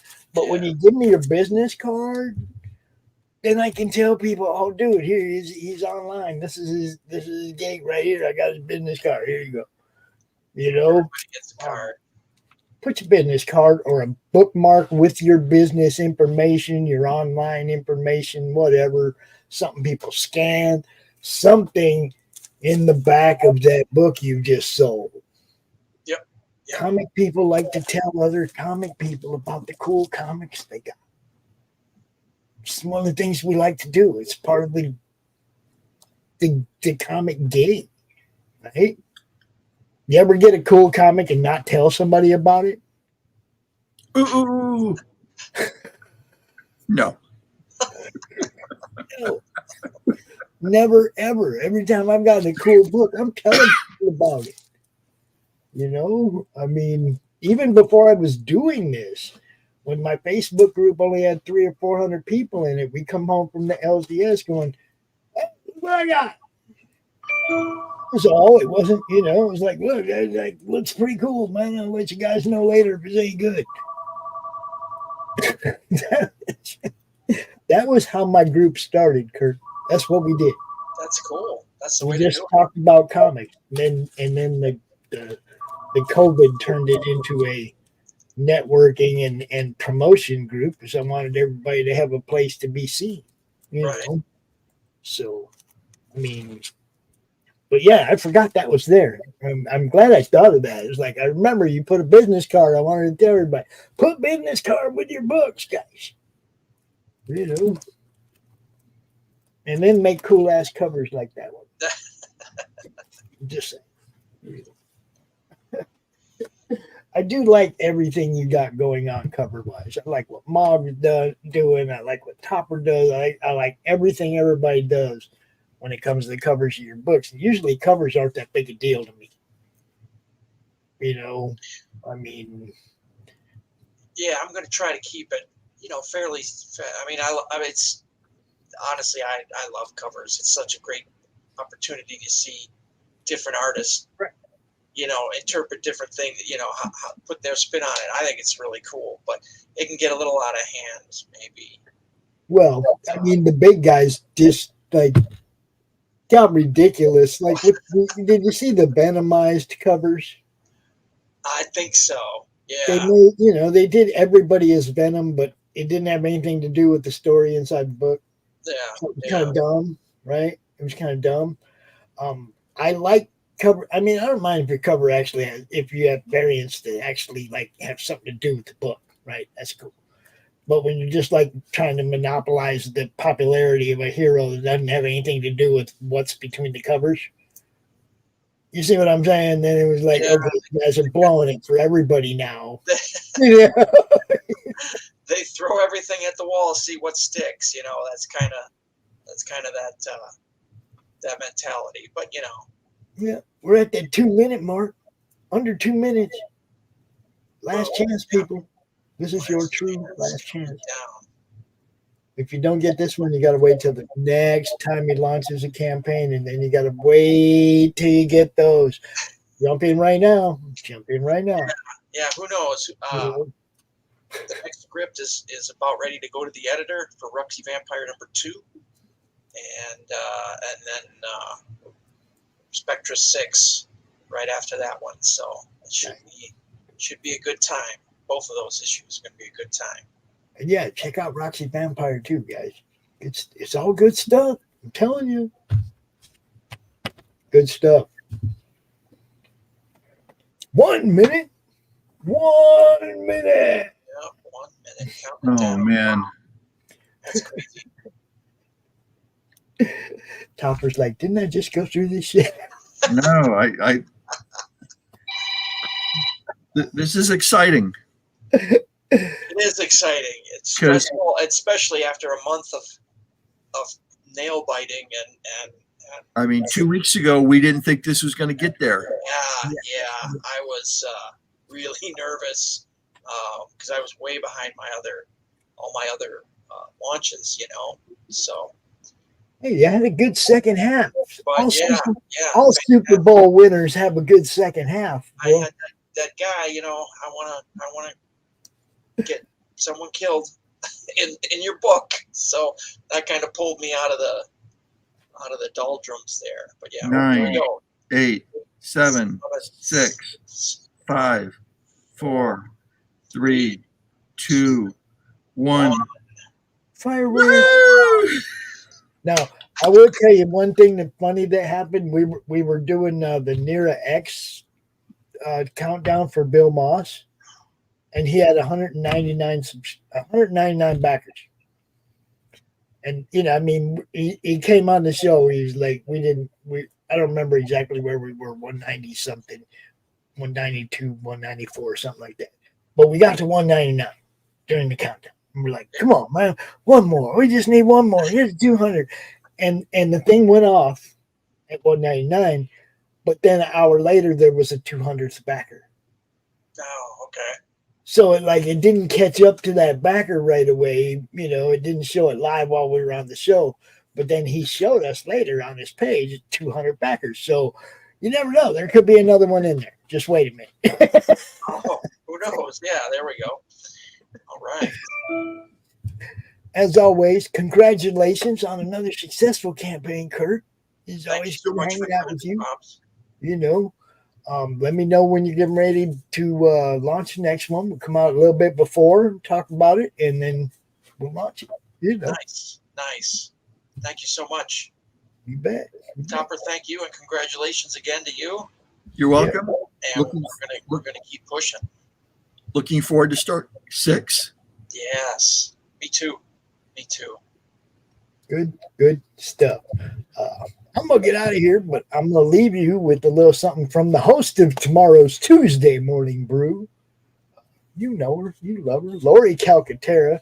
If you haven't been on her show, talk to her now about being on it in about 3 months. Because her show is very popular and it books way out in advance. So if you got a Kickstarter you're going to run in August, get a hold of Laurie now. Don't wait till August because she'll be like, yeah, you can be on in December. But I'm going to show you what she does. Thanks, guys. Great show. Thank you, everybody, for watching. Thank you, last minute backers. We love you guys. Y'all rock. And, thanks, Pops. Appreciate Good night.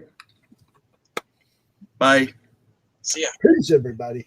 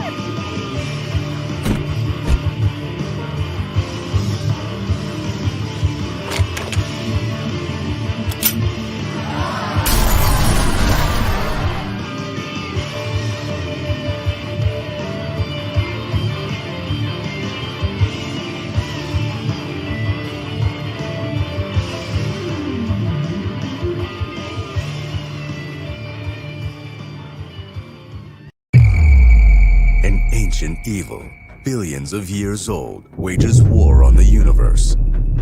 Entire star systems are vanishing without a trace, leaving devastation in their wake. Nexus, the intergalactic guardian of lost souls, must stop the unnameable terror and its expanding scourge of destruction. The totality of everything in existence will collapse upon itself if he fails. With the fate of the cosmos in the balance, Nexus must confront his most dangerous adversary yet. Can he save creation from total and certain destruction, or will darkness reign supreme? Find out in Nexus Scourge, the all-new epic sci-fi adventure from Eisner-winning co-creator Mike Baron, exploding with Kelsey Shannon's dynamic artwork. Available now at baroncomics.com. How do you end this thing? How do you put the where's the brakes on this bus? I forgot. Jazz how to drive. hands. Jazz hands. Have a good night.